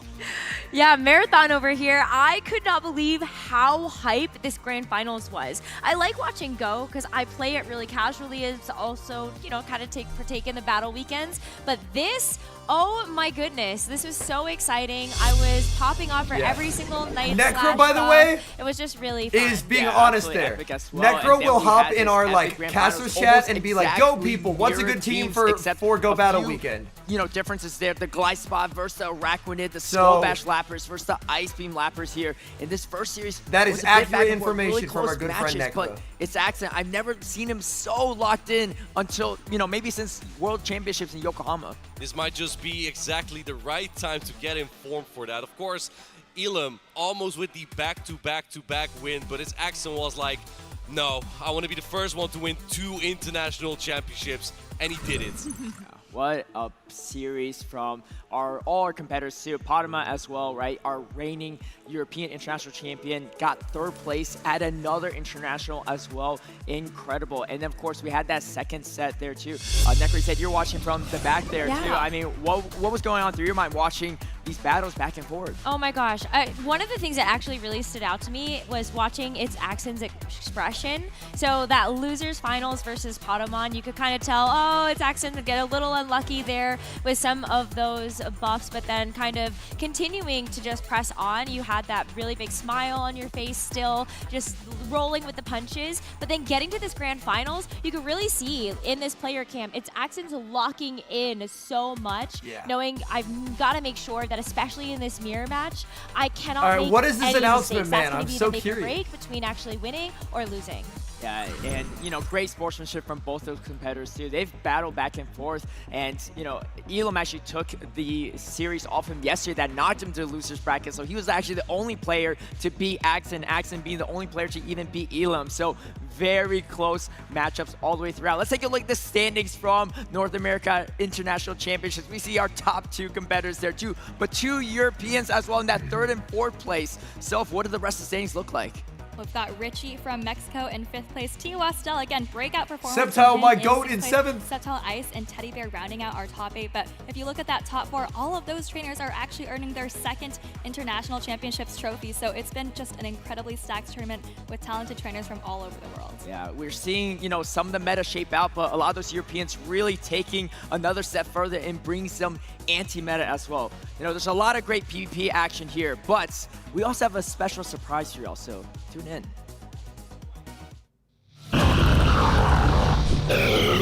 What is the Reggies? Bottle caps. They officially confirmed bottle caps. Like I said, they officially confirmed bottle caps. Reports indicate that they're there's coming. a new way to power officially up Pokemon confirmed in Pokemon bottle Go, caps. and that's through hyper training. And you Oh, can shit. kick off hyper training with a gold bottle cap, which can be acquired for the first time Gold ever bottle cap? in Pokemon Go through the Gold Deluxe Pass in Ancients Recovered. Let me hear your thoughts here, because this is a pretty epic change to the game.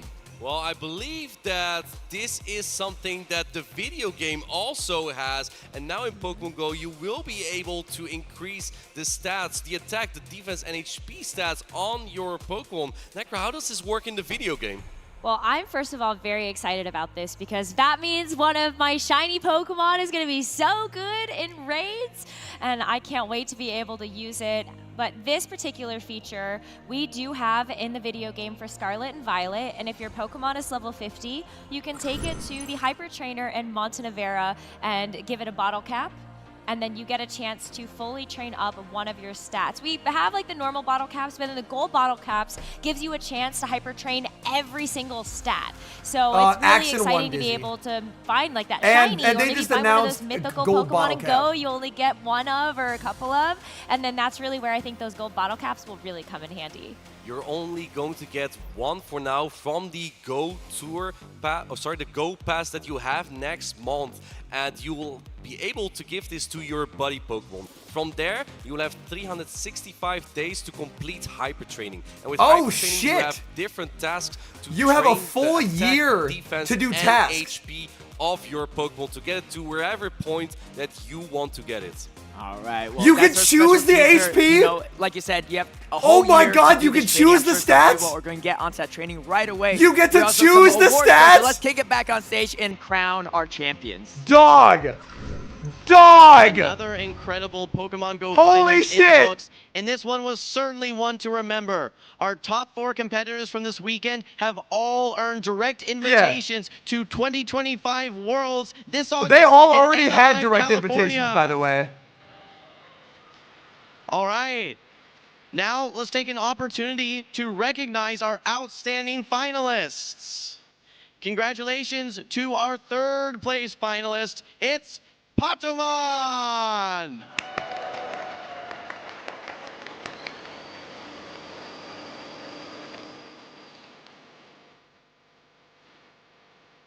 He still looks upset, damn.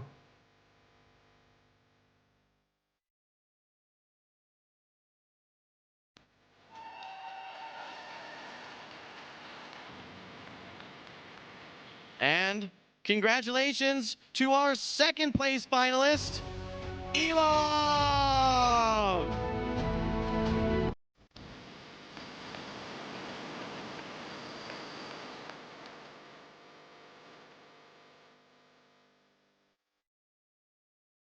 I think it very much depends on the meta. Like, And what finally, good. Because obviously Pokemon Rise a evolved quite a huge bit. round of applause. For our 2025 Pokemon Go North America International Champion, he's back. It's Axon! Woo!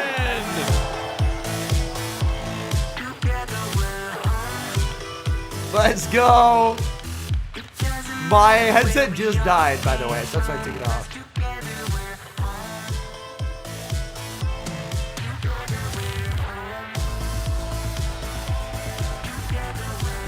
All three trainers raise your trophies high in the air. Congratulations!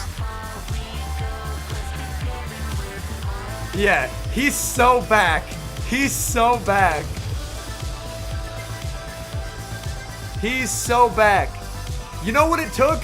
He finally didn't bring fuck-ass Metacham to an NAIC. We just witnessed, but let's hear one final round of 2024, applause he for our brought entire Metacham to 2025 NAIC and Pokemon troll, Go North but he America ran a real team this time. International Finalists.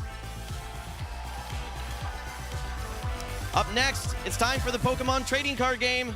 We're excited to dive into the junior. All right, the trading card game, I will not be there. No, thank you. The trading card game is not for me.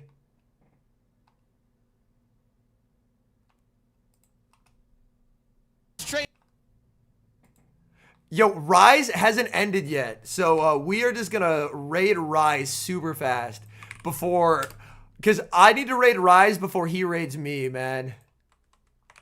I need to raid Rise before Rise can raid me. Okay. Thank you guys so much for hanging out today. It was a lot of fun. YouTube side, I posted a video today, so if you're like, damn, Henry, I'm very excited to play the Go Battle League, and I just happen to need a really sick climbing team for the Fossil Cup. I got you. There it is, right in chat. All right, YouTube people, go check out that video. Twitch people, I'll see you over at Rise's stream. All right, bye.